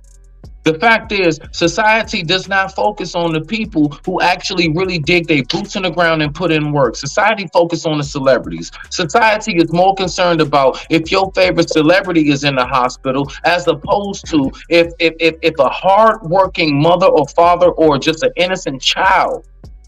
We don't focus on none of that. So you're right. I'm just saying, I agree. Rock out. Go ahead. Keep on going. Yo, bro, I love you, but it don't work like that. And you damn well it don't. You damn well know it don't work like that. Like at the end of the day, like, you know, it's horses for courses.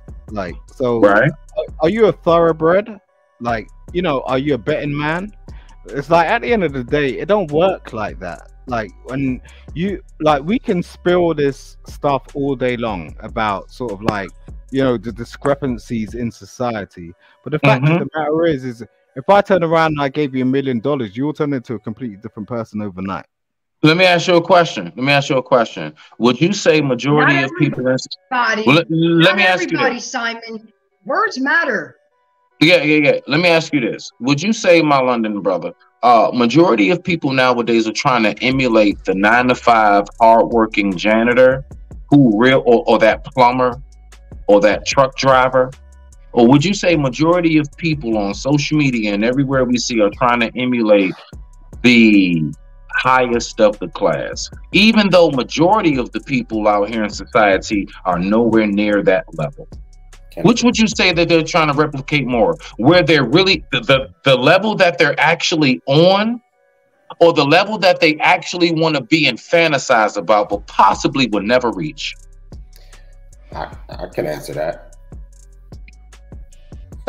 True.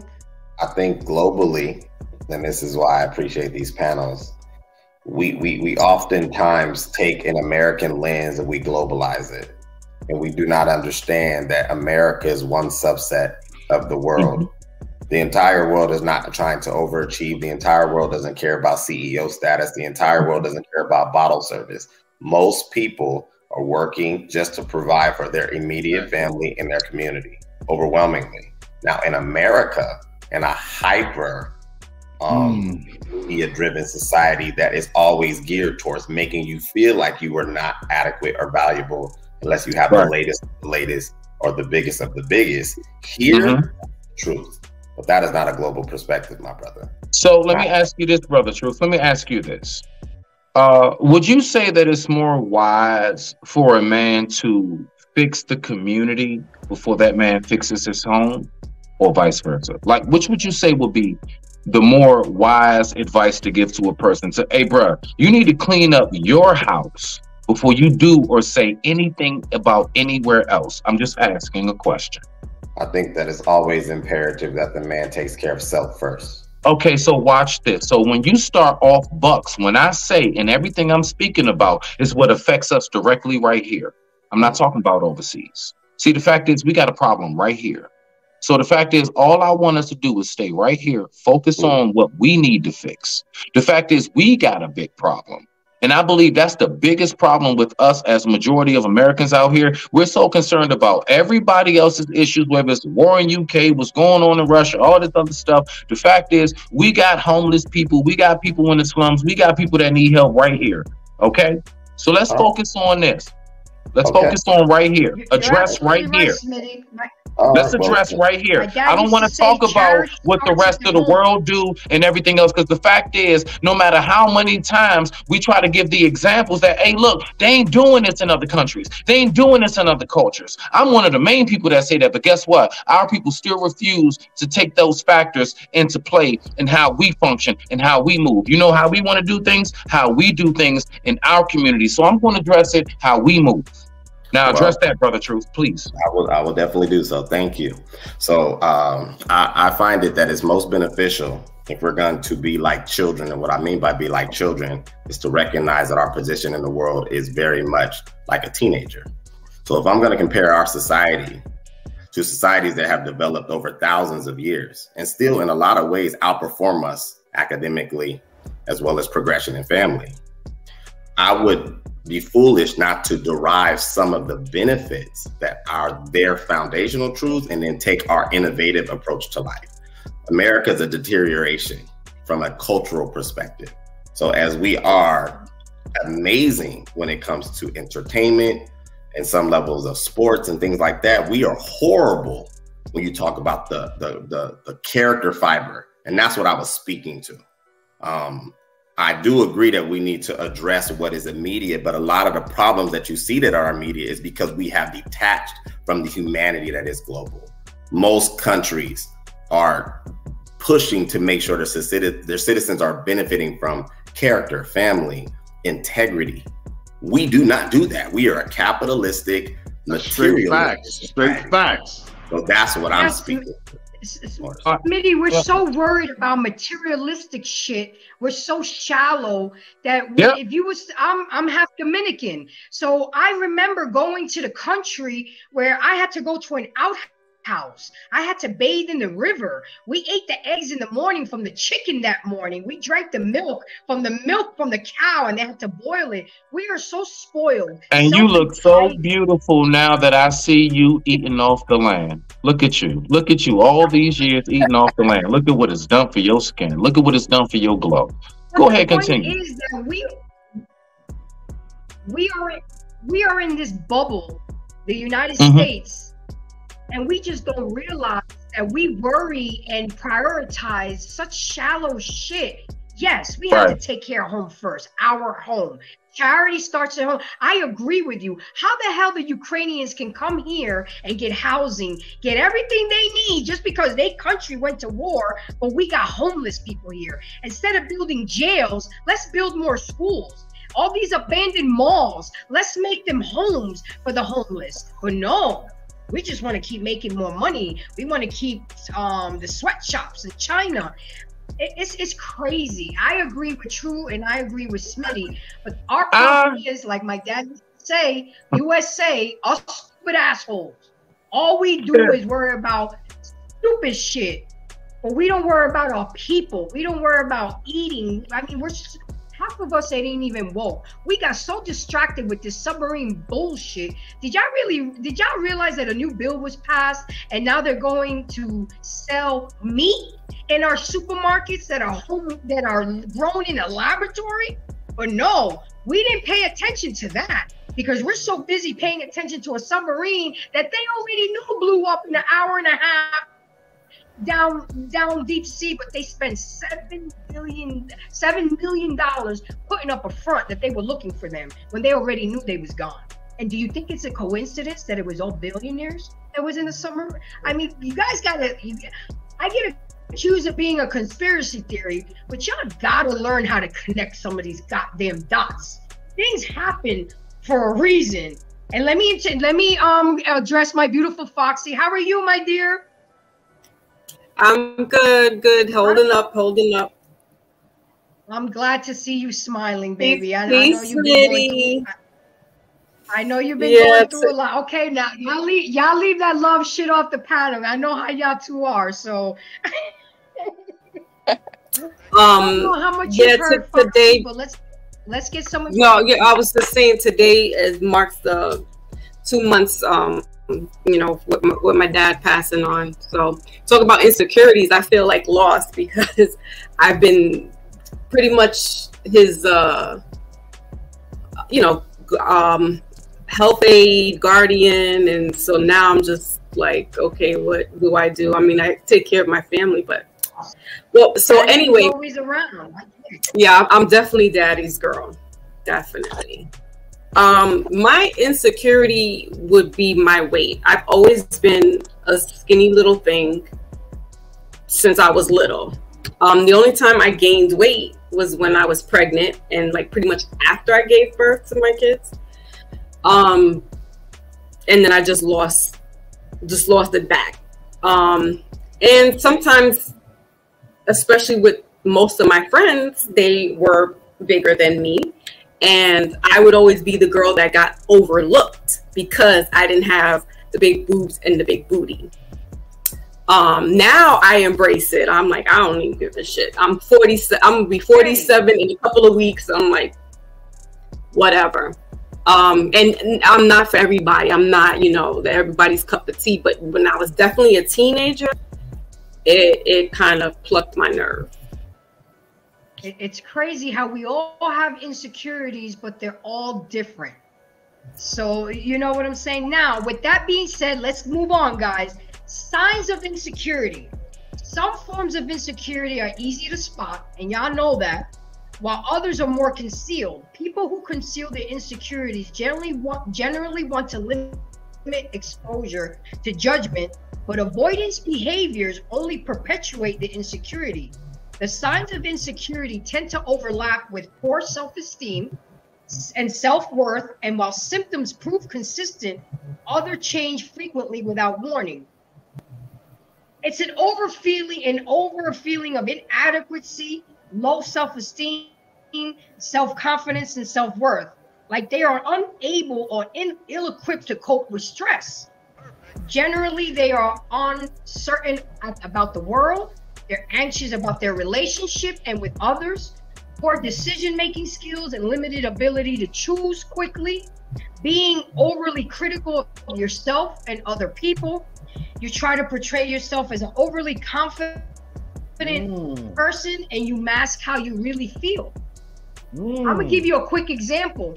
I used to laugh off my fatness. When I would get teased about being fat, I would turn around and joke about it. Inside, I was dying, but I had to play it off because I'm not gonna let you know you got to me. Another thing is perfectionism, to the point where you're never satisfied. A strong desire to be alone and avoid social situations. Struggling to believe others build strong relationships based on mutual trust and understanding. And poor communication patterns that focus on other person's needs and wants more so than your own. So these are all signs of insecurity. And I know we've all displayed these signs at one time or another. Again, my awesome panel and embracers, it's not our insecurities, but it's how we deal and cope with our insecurities is the biggest issue, and why me and Gary decided to do this show, because people have allowed their insecurities to come between their jobs, to come between their relationships, to come between their money, and it's crazy. We have to learn how to deal with our insecurities. This is why I have to next week Grace. we're going to get into the biggest insecurities that women have. Yes? And we're going to get into the biggest insecurities that men have. Go ahead. Me, you talk too much. You were gone. Yeah, no. Thank you. I'm glad that you're starting to learn me and recognize who I am. See, that just lets me know that you're starting to get used to me. Thank you, sir. I appreciate that. All right, let's rock it. So, Grace, I just want you to let me know when I can tap in on exactly what you're saying, because I didn't want us to go too far, because I want to say something that's very touched my heart on this, because you said something. That's okay, real quick. Well, you already started, so let's go. Rock out. When you're talking about the insecurities, all right? So most of y'all know, some don't, you know? Of course, last year I was ran over by a train. Once upon a time, I was a 6 foot tall man. Yeah, I was ran over by a railroad train. I wasn't in a car. That was just me and the train. You understand? Yeah. And I lost both my legs. So I'm a double amputee. I got prosthetics now, right? But like when you're talking about these insecurities, and Grace, when you're talking about like laughing off when you was fat, I shit you not. I do that every day. I have to laugh at, like I made fun of myself saying, you know what, for Halloween, I'm gonna be Roscoe from Martin. I'm gonna just stuff some shoes in my nerves, and you see, I love it. There we go. Laugh with me. That's what I'm talking about. Like I gotta laugh at that shit, dog. Healing. No. But listen, that's what I was trying to say. So watch me land it. That's my point. I swear on life, I told you I wanted to say something real. So my point is, Grace, when you was talking about what you were saying, that was inner strength. When you would be able to laugh at yourself and get through that moment, you weren't making fun of yourself. You weren't putting yourself down. That was an inner strength that you had to dig in deep within yourself that most people probably wouldn't have given you. And you had to say to yourself, somebody has to laugh with me, not at me. And you know what? Maybe if I laugh with me and not at me off bucks, maybe I can get the crowd to join. Because you know one thing that I know? Courage is very contagious. Let you have some courage. Let you really have some strength. Let you really stand on what you believe in. Let you really, really speak and say that with your chest, little nigga. I promise you, you'd be surprised how many people follow. And you'd be surprised how many people that maybe you think hating on you, but whole time they're letting you know when they hating ass way, hey, bruh, I see your light and I rock out with you, dog. But I just don't want to let you know that because I'm more insecure than you will ever be. And little do you know that. So the only way for me to express myself is to express myself in my own insecurities.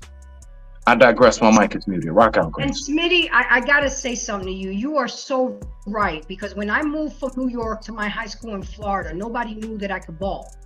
Okay?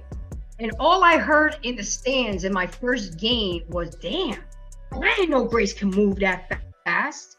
See, yeah, I was a fat girl, but I always had a man. I played softball, volleyball, and basketball. And even though I did all these things, oh, you're so pretty, but you could lose some weight. You know, you hear that all your life, but I did not allow it to stop who I was. I loved basketball. I'm going to play ball. I might have not been a starter.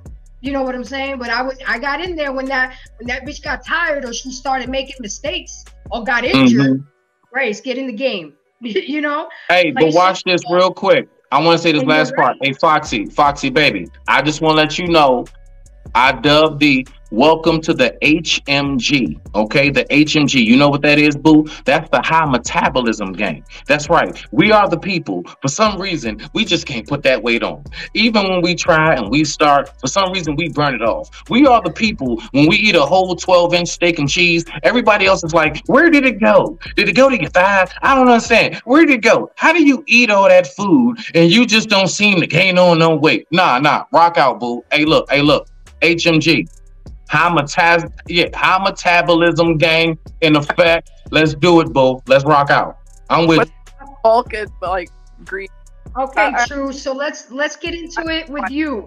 With the signs of insecurity that I talked about, would you agree with it? What do you have to say on that? with the well, first and foremost, I want to say I'm glad Smitty, survived his accident, that he's still with us. Absolutely. So blessing to that, my brother. Yeah, I think we touched on it earlier in the broadcast that there's a transition from your adolescent, through your adolescence to your adulthood. And definitely you get most of these interactions in your adolescent, and you start to learn to navigate through the world because you have a self-image of self, or value system of sorts, but then you have to go out in the world and then battle what people are trying to attach to you. So maybe you're the athlete, maybe you're the pretty girl, maybe you're the dumb guy, maybe you're the smart guy, and people chameleonize themselves at certain points, because you're developing, you're learning. You have to, and then it takes a lot of maturity, a lot of development to figure out how to attach to oneself, like Smitty's been saying on our broadcast, how you perceive your value. And there's different things you do. You'll laugh it off. In my neighborhood, you have to be slick with the mouth. So somebody run their mouth and say something, you already had to have 5 comebacks, 10 comebacks. Didn't matter who it was, anybody could get it, and you learn, so nobody could come at you, and then eventually they bow down. So yeah, you learn how to navigate. But I digress. My mic is muted. All right. Okay, Gary, you've been quiet for a minute. So everything that I spoke about, the signs of insecurity, what's your take on it? You're muted. You're on mute. Gary. Can you hear me now? Testing 1 2 testing. Can you hear me? Yeah, we can hear you now. Okay. So yep. A lot of what you said, I definitely agree with. I think that clearly different people have different insecurities. I definitely echo a lot of what True said.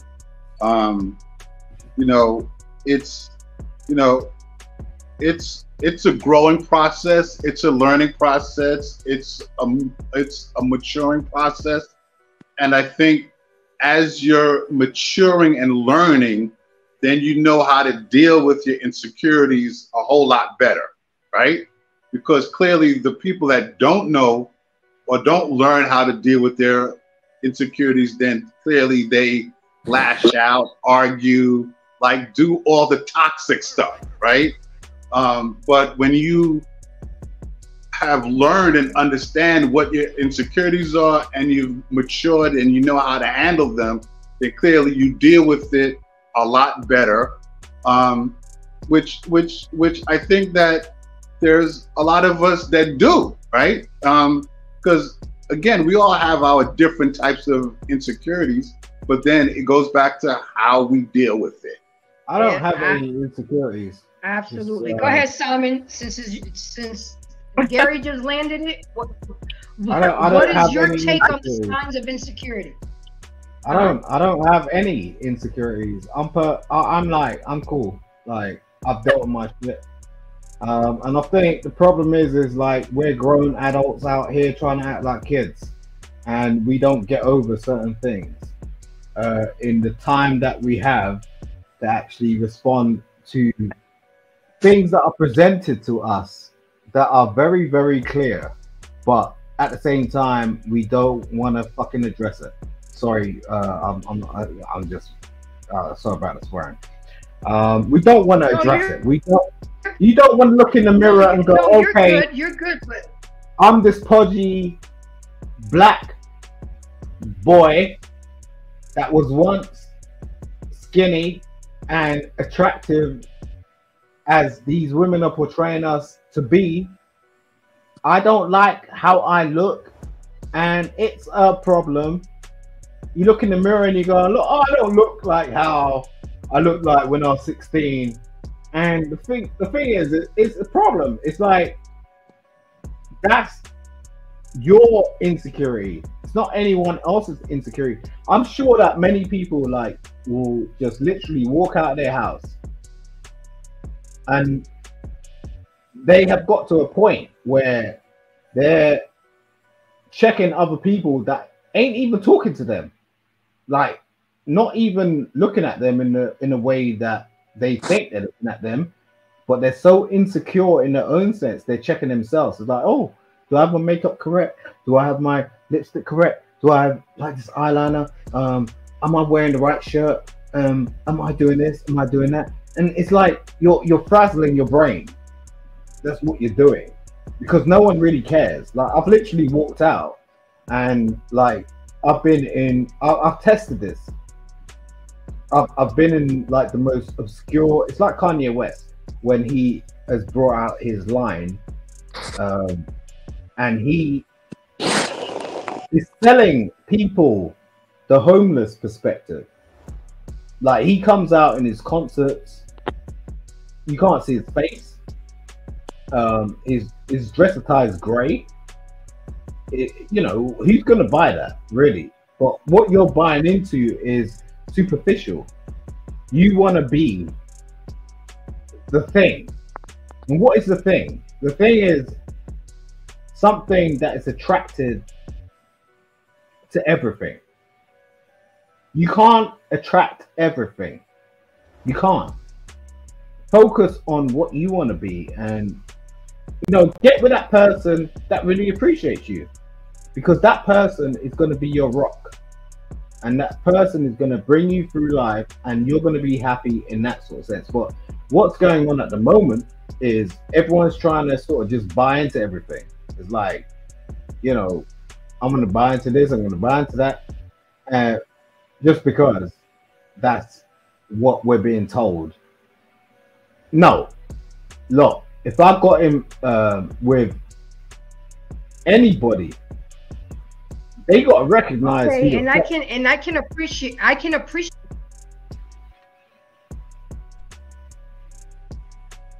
But what I also want to mention to you, Simon, is I hear you when you say people need to do this, but I need you to show some empathy and some compassion, because not everybody has the courage or the strength to get over shit. They don't realize. Can I say something to that, Grace? Like I've always said. Hold on. Like I've always said, people are not wired the same way. I am See, these emotional men. Emotional. Hold on, guys. We're having a conversation. You have to respect the fact that the host is speaking, Simon. You have to respect the fact that the host is speaking. Period. You asked me a question, right? Okay. Thank you. No, I'm still speaking. Once I'm done speaking, then you answer the question. We speak. But I'm not done speaking. Yes, you save your answer for when I'm done speaking. You're only listening to respond, but you're not listening to understand me. And let me say something, because I'm saying all this is because the possible causes of insecurity is a lot, Simon. The lack of family emotional support. People with a loving, supported family are less likely to deal with insecurities. Lack of psychologically need satisfaction. When people are insecure in their food, housing, and safety needs, they struggle to move on to satisfying psychological needs like security. The lack of emotional intelligence. Those with low emotional intelligence can't accurately monitor the feelings of themselves and others, leading to unhealthy relationships. The lack of openness. Disagreeably, people tend to have more interpersonal conflicts due to not having helpful, supportive, or empathetic people around them. Those qualities produce a sense of risk in social situations.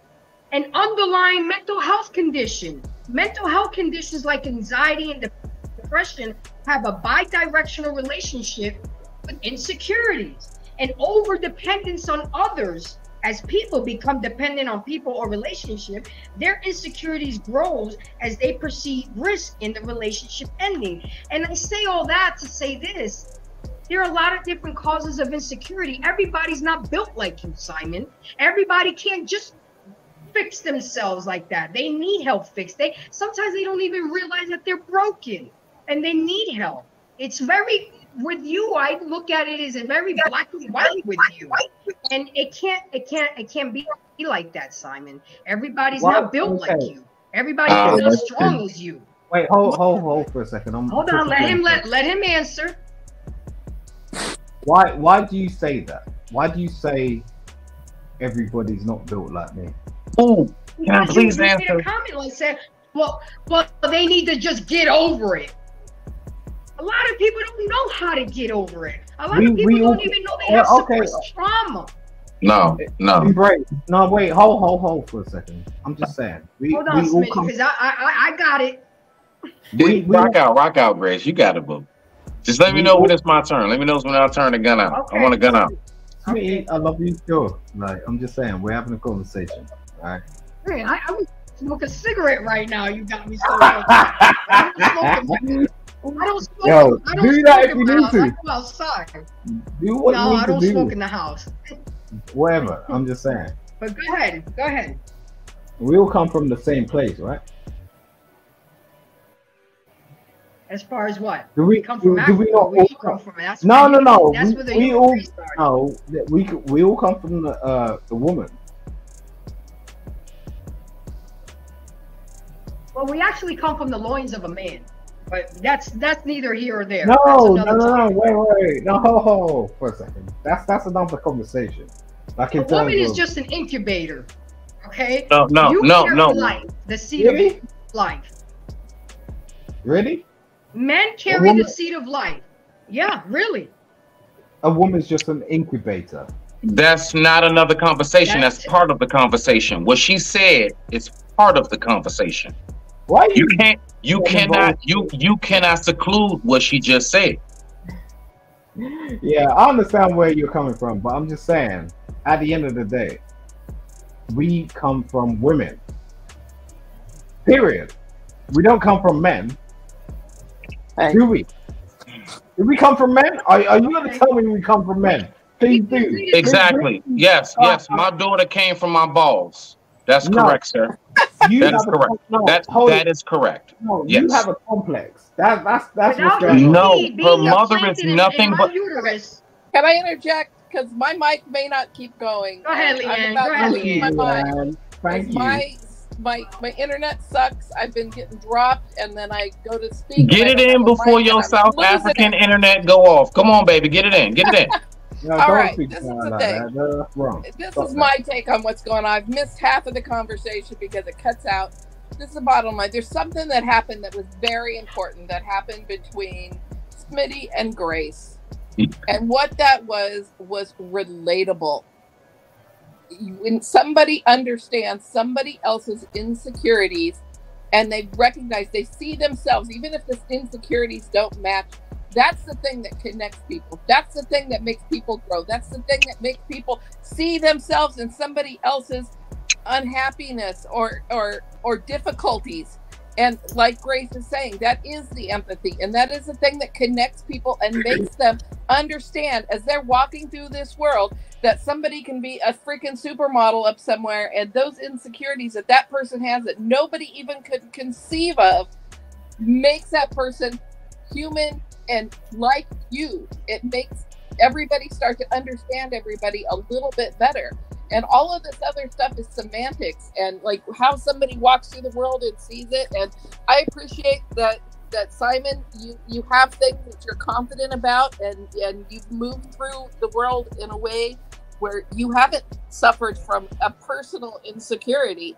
But there are people in this world that do, and whether you share that insecurity or not, it's important to recognize that, this is an invisible thing that not everybody, we could be looking at Smitty on here and I wouldn't know what he shared with us until he shared it. I didn't say, wait, I didn't say anything about I ain't suffered insecurities. I've always wanted to know you what said happened. You don't have any insecurities. I didn't want to ask, Smitty. Huh? You almost said you was perfect and you caught yourself. You almost said, "Oh, I'm perfect," and you caught yourself because you was about to say. Are you serious? I don't know. Let me say something to you. I did. Let me say something to that, please. I beg of you, let me respond. Oh, wait! But I have my hand up. Oh, my bad. Okay, when you're done, Lady Foxy. No. Ladies first, love. You got it, boo. Come on now. You know it. When you're done, I'm gonna go after you. So it's really It's really quick. To the comment that Simon was mentioning about with entertainers and people, I'm sure I'm going to be misquoting him, but here's the thing: majority of people, especially during these days and times where there's internet, there's social media it's readily available. The people that are looking at these actors, actresses, entertainers, these people have insecurities. They just may know how to mask it a little bit better, but when they're walking outside, they're trying to emulate who they see on social media. You just don't know that they don't have it in that. It doesn't show that they have an insecurity. But 8 out of 10, these people have some form of insecurity, and this is why they look outside of them, and they look to social or these entertainers as a buffer, if you will, that they can aspire to. But in reality, they do have some form of insecurities. I think mostly everybody does. I'm done. Absolutely. I'd love to be in a club with you. Foxy Smitty. I love y'all so much. I love us. Well, we can make that happen, because one day I want to get all my regular panelists together. So that could be a possibility, Simon. But I gotta at least get a cash out. Damn, let me get a cash out. So just to make it very clear to the panel, I'm just gonna give this one example of how much I know, because from my family, I've been a black sheep. I know my flaws. I don't ever in any form or fashion try to come off like I'm perfect. You want to know what that is?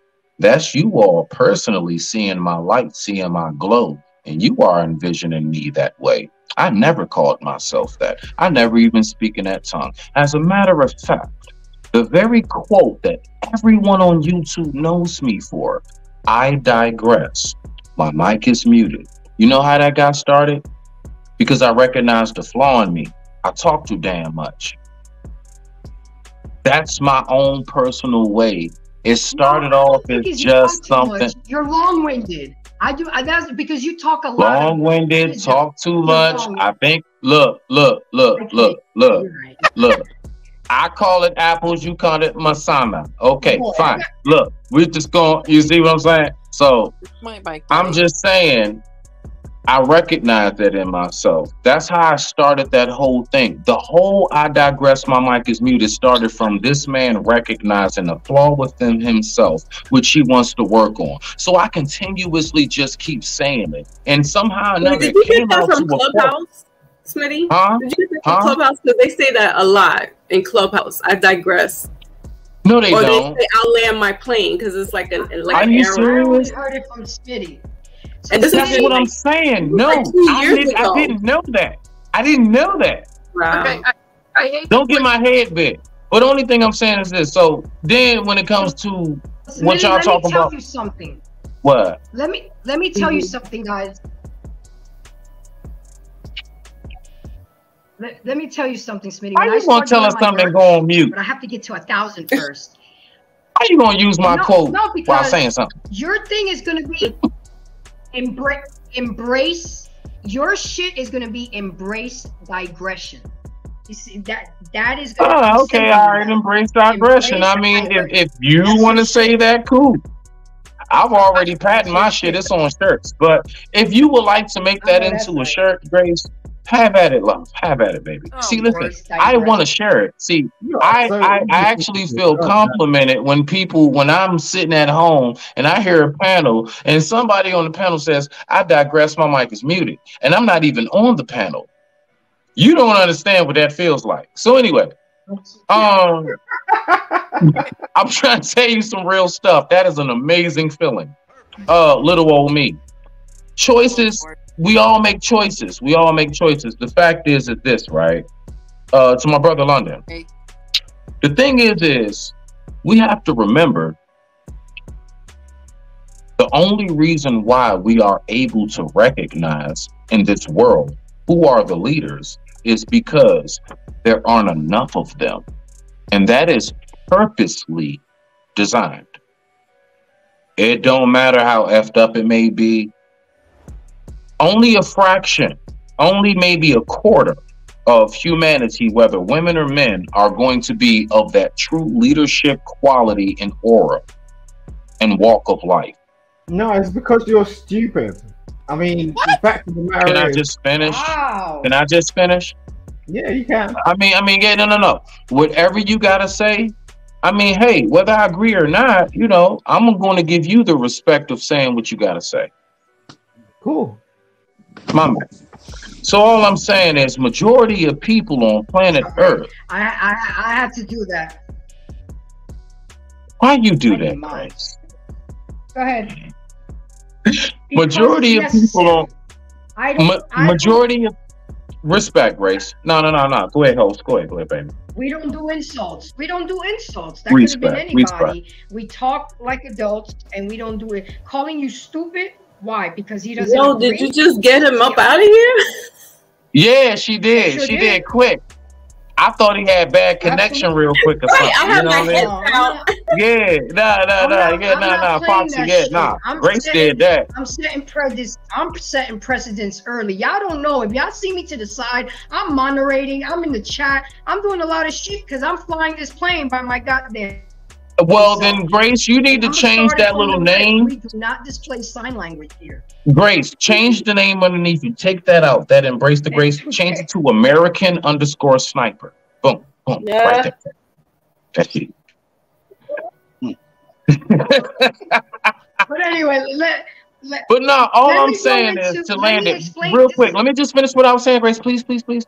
All I was saying is majority of the world, majority of people are not leaders.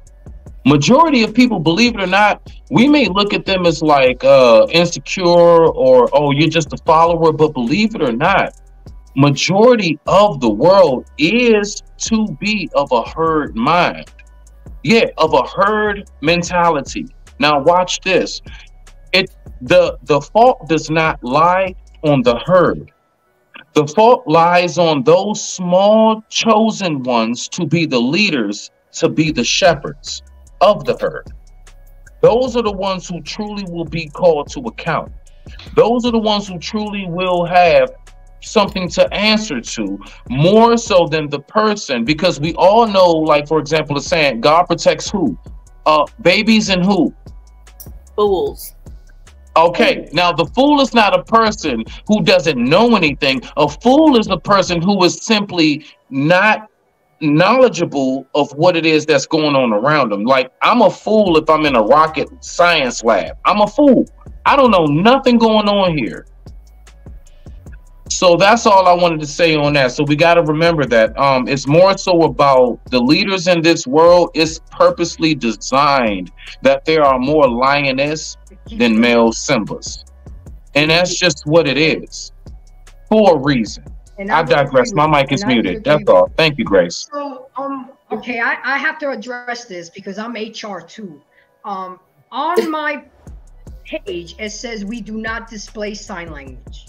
And I stand on what I fucking say. We don't insult each other. And calling somebody stupid is an insult. So I had to do what I had to do. So anyway, moving on. So with that being said, let me tell you what the effects of always feeling insecure can do to a person. The effects of occasional insecurity are challenging enough, and the added consistency of always feeling insecure can and will significantly wear down someone's self-esteem and worth. Effects that are common when feeling insecure, they're never going for that promotion at work or becoming dissatisfied at your job. Never like getting outside the box. You know, that's what being insecure can manifest into. Thinking you're not good enough to seek out a happy relationship. Constantly being insecure can have that effect. Selling short for people in situations, settling. This was an important one. Settling for people and situations that don't satisfy you physically and sexually because you're always feeling insecure and worrying about what other people are out here to hurt you. So guys, it is a domino effect. We have to learn what our insecurities are. We have to learn the type of insecurities we have. We have to learn what is causing our insecurities. Because if we don't, these are the effects that can happen to us. And that's why a lot of us are walking around fucked up right now. Fucked up. Now, Grace, I have a question for the panel. So anyways, with that piece, go ahead, baby. Go ahead. Do you feel, and again, this is for the panel, that people are walking around, there's no such thing as a person not having any insecurities? I think that there are some people that have put the work in, that have went and had therapy, that read the books. I think that there are people who, yeah, well, I will say in my experience, there are people, I think everybody has different levels of insecurity, right? So I think, so I think that for someone to say that they don't have any insecurity, no, in my, I'd have to question that. I mean, because, you know,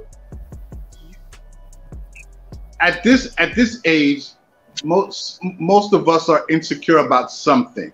Now, it doesn't necessarily have to be a major insecurity, right? But there's something, right? It could be a tiny insecurity, but it's still an insecurity. But it's not something that, you know, is going to affect how you live your everyday life, right? It's not something that you're going to, I guess, go tell people, or it's not something that you're going to harp on every day. Because, I mean, there are other insecurities that people have that, yeah, they harp on every day. It sort of interrupts their daily life, their mental, their mental health, their spiritual health, so it's a bit different. So to answer your question, seep out to their children. Yeah, right. So I think it varies for some people, but I mean, I think that everyone has some type of insecurity, and it could be very minute, right? So, and for someone that may have a minute insecurity, to them, they may think it's nothing, and that's fine. I mean, because we always look at the people, or what's always shown is the people who kind of voice their insecurities and show their insecurities. Mm-hmm.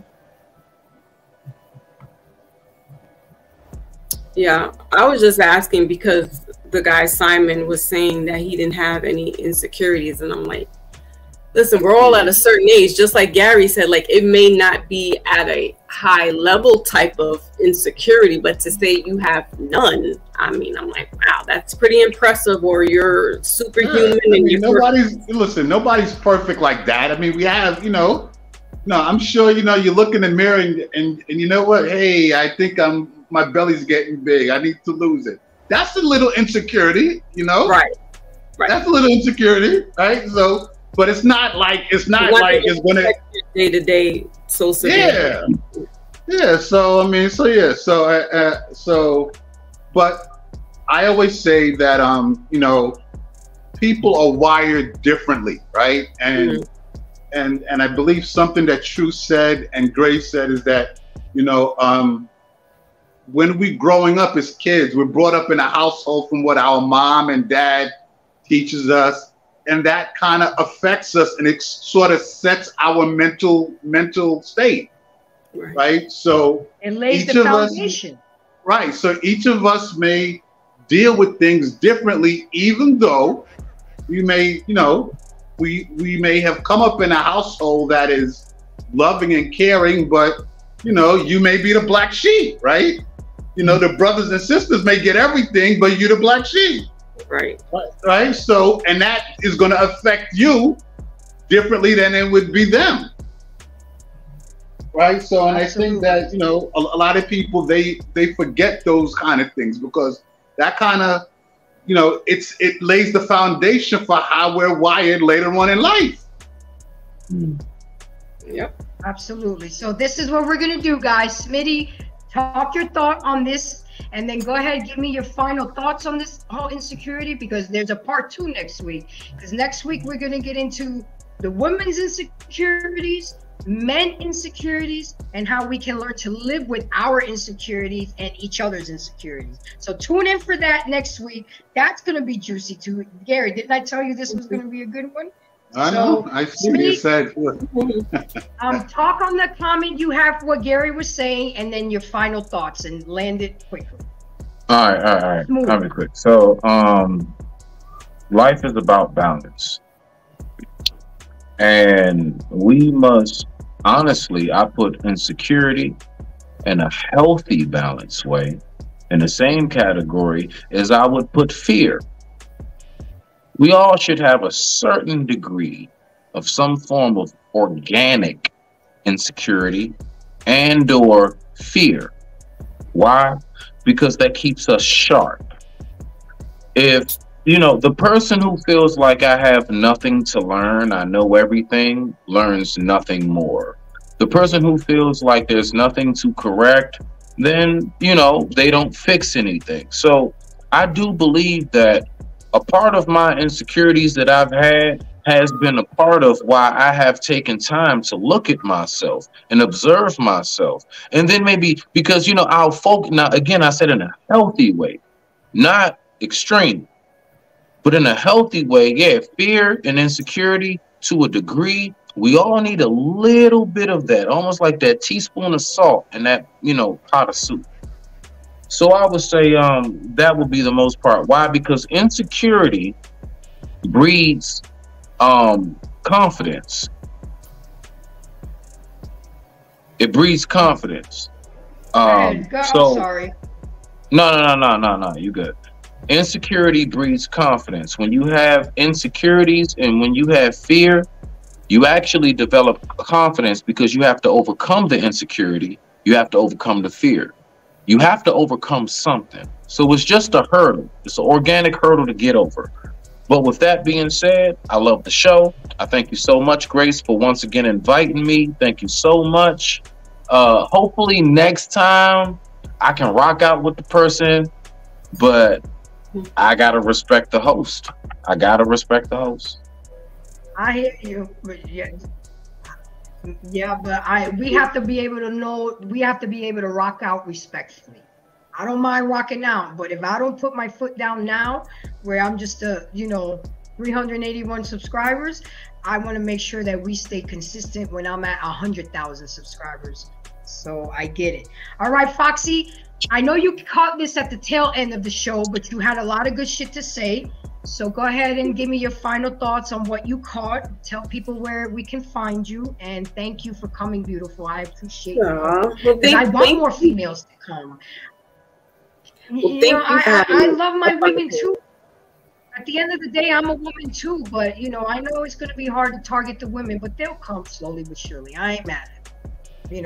Go ahead, baby. What you got to say? What are your thoughts? Again, thank you for having me up on the panel late, and salute to the panel again. And just from what I got in that short amount of time is that we do need to learn how to dig deeper into ourselves to help live with the insecurities that we have. It's not overnight. You're not going to be able to change yourself overnight, even if you put on a mask and you trying to emulate somebody that you're really not. So yes, it's easier said than done, but it's a day-to-day process. It's like somebody who has a drug addiction. It's one step at a time, and you should embrace that insecurity. It's an extension of you, like it or love it. And so we got to try to work on ourselves a little bit better. That's all. And where can we find you, Roxy? So Foxy Moon premieres usually Wednesdays. I haven't been doing any readings because, like I said, with the death, my head's not there, but I have come on and done some lives. And then I also have another channel that's Inside Foxy's Mind where I have conversations just as this. But yeah, you guys can find me Foxy Moon Premieres, YouTube. I also have IG. It's Foxy Moon Spiritual, Foxy Moon _ Spiritual Alchemist. I'll put that in the chat, and that's where they all can find me. Awesome, awesome. Okay, Gary. Again, thank you for showing up consistently. We're going on seven months now, so I appreciate you rocking on with me. So go ahead and give me your final thoughts on the show and everything we spoke about tonight. You know, the topic in insecurity. I mean, I think that one, it's, you know, people have to, if you want to try to heal and overcome your insecurity, then you have to take the time to really learn yourself, understand yourself, and you know, and acknowledge. And also too, you know, you gotta be mature enough to deal with the steps and put in the work that's going to help you overcome that. Some people don't want to do that. Right? Unfortunately, some people don't want to do that because it's too much work. It's easier to do the other stuff on Instagram, right? Because this other stuff on Instagram, getting the likes and the follows, you know, there's no responsibility, accountability, and no real work that goes in that. No real self, no real growth, right? Or self-worth goes into that. So a lot of people want to take the easy way out, but for those of you that want to, you know, put in the work, you know, and try to heal or even embrace your insecurities, then you have to be mature about it and go through the necessary steps to do it. You could find me on Boardwalk Global Media. We have a couple of shows that we do every week. Our main show is The Real Discussion, which comes on Friday nights. The Real Discussion with Rock Logic, hosted by Gary D and Robin. That's from 8 p.m. to 10 p.m. Right now, we're on hiatus because we're moving to a bigger, new studio. You can catch us on Facebook at Boardwalk Global Media, YouTube, Boardwalk Global Media, Instagram, The Real Discussion, and Facebook, The Real Discussion. And I just want to give a shout out to Claudia Perez, who has a show on the Boardwalk Global Media Network. She actually won her district leader spot in Harlem today. Wow. So we have a political candidate, people. We have a political, so awesome. We're not playing games. This is real. We really affecting the community, right? So it's not just about, you know, doing these different podcasts and just talking about it. We actually doing it. Absolutely. And Grace, you know, we support you 1,000,000%. Again, welcome to the Boardwalk Global Media family. You know, you're a part of it. And, you know, we'll be back next week for part 2. Don't even miss that. I know that's right. Okay, so just to touch on a couple things. Thank you everybody for coming. Thank you for the comments. Didn't get a cash out yet, but I know that it's coming soon because I'm not giving up. I believe in this channel. I don't pay people to get people kicked off. I don't pay people to come. I don't ask for money to come on the panel. I don't do all that. I want you guys to give and embrace willingly, wantingly. And if it doesn't come right now, it'll come later because I believe in my shit that I'm doing. And people like Gary that believe in me, and Smitty and Foxy, the JVJ Network and Lapeef Network, and everybody I'm working with, because it's not about what you know, it's who you know. I'm networking with people that want to network with me, and I'm going to grow organically. So with that being said, my final thoughts. Look, people, we all have insecurities. It's a universal experience. But not all people experience insecurity so intensely that it disrupts their life and ability to function. If insecurity is creating unwanted impacts in your mental, social, or physical health, it could be time to take action, address the issue with professional support and assistance. I was going through some shorts and I heard something. She's a very young girl. I don't know who she is, but I do have to give her a shout out. Her name is Spencer Barbosa. Young girl. And the fact that I learned something, you never stop learning. Right. As long as you're breathing, you never stop learning. This girl must be in her early 20s. And you know what she said? She said, "Are you secure?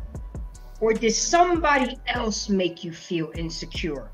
Be in love with yourself. Hating yourself isn't humble. It's stupid. I'm gonna say it again so you guys can see it. Okay, I was gonna show you the video of her, but I'm not a master yet on videos, and I didn't want to do her like that. But I was gonna give her a shout out. Her name is Spencer Barbosa. Go check her out. Okay, because for being so young. This shit is that on YouTube, IG, or TikTok? YouTube. Okay. YouTube. It hit my soul. I embrace this shit right here. I'm gonna say it again. Are you insecure, or did someone else make you insecure? Wow. Be in love with yourself, because hating yourself isn't humble. It's stupid. Now that's where we can use that word appropriately. Right. So with that being said, sit on that. For you guys that are getting ready to watch us next Monday, if you have to watch the replay to refresh yourself. But next week, we're going to talk about the biggest insecurities of women, the biggest insecurities of men, and what we can do to embrace our insecurities and mend them.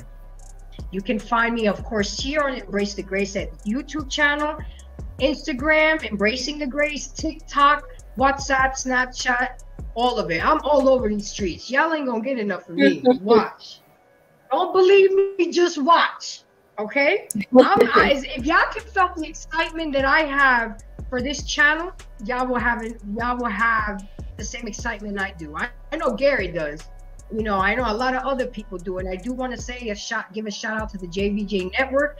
Thank you for giving me the opportunity of a permanent spot on Thursdays at 8 p.m. I do be streaming with them, so you can find me on the JV. See, I got to get used to that. And I got to get used to the global. I know you're looking at me. Boardwalk Global Media and JVJ Network. I got to get it used to. You're absolutely right, sir. You live all over the place, Grace. Absolutely. Because I believe in this, I believe in myself, and I believe that I'm doing good. This is my calling. So I've embraced my grace. Now I need y'all to embrace me. So thank y'all for coming out.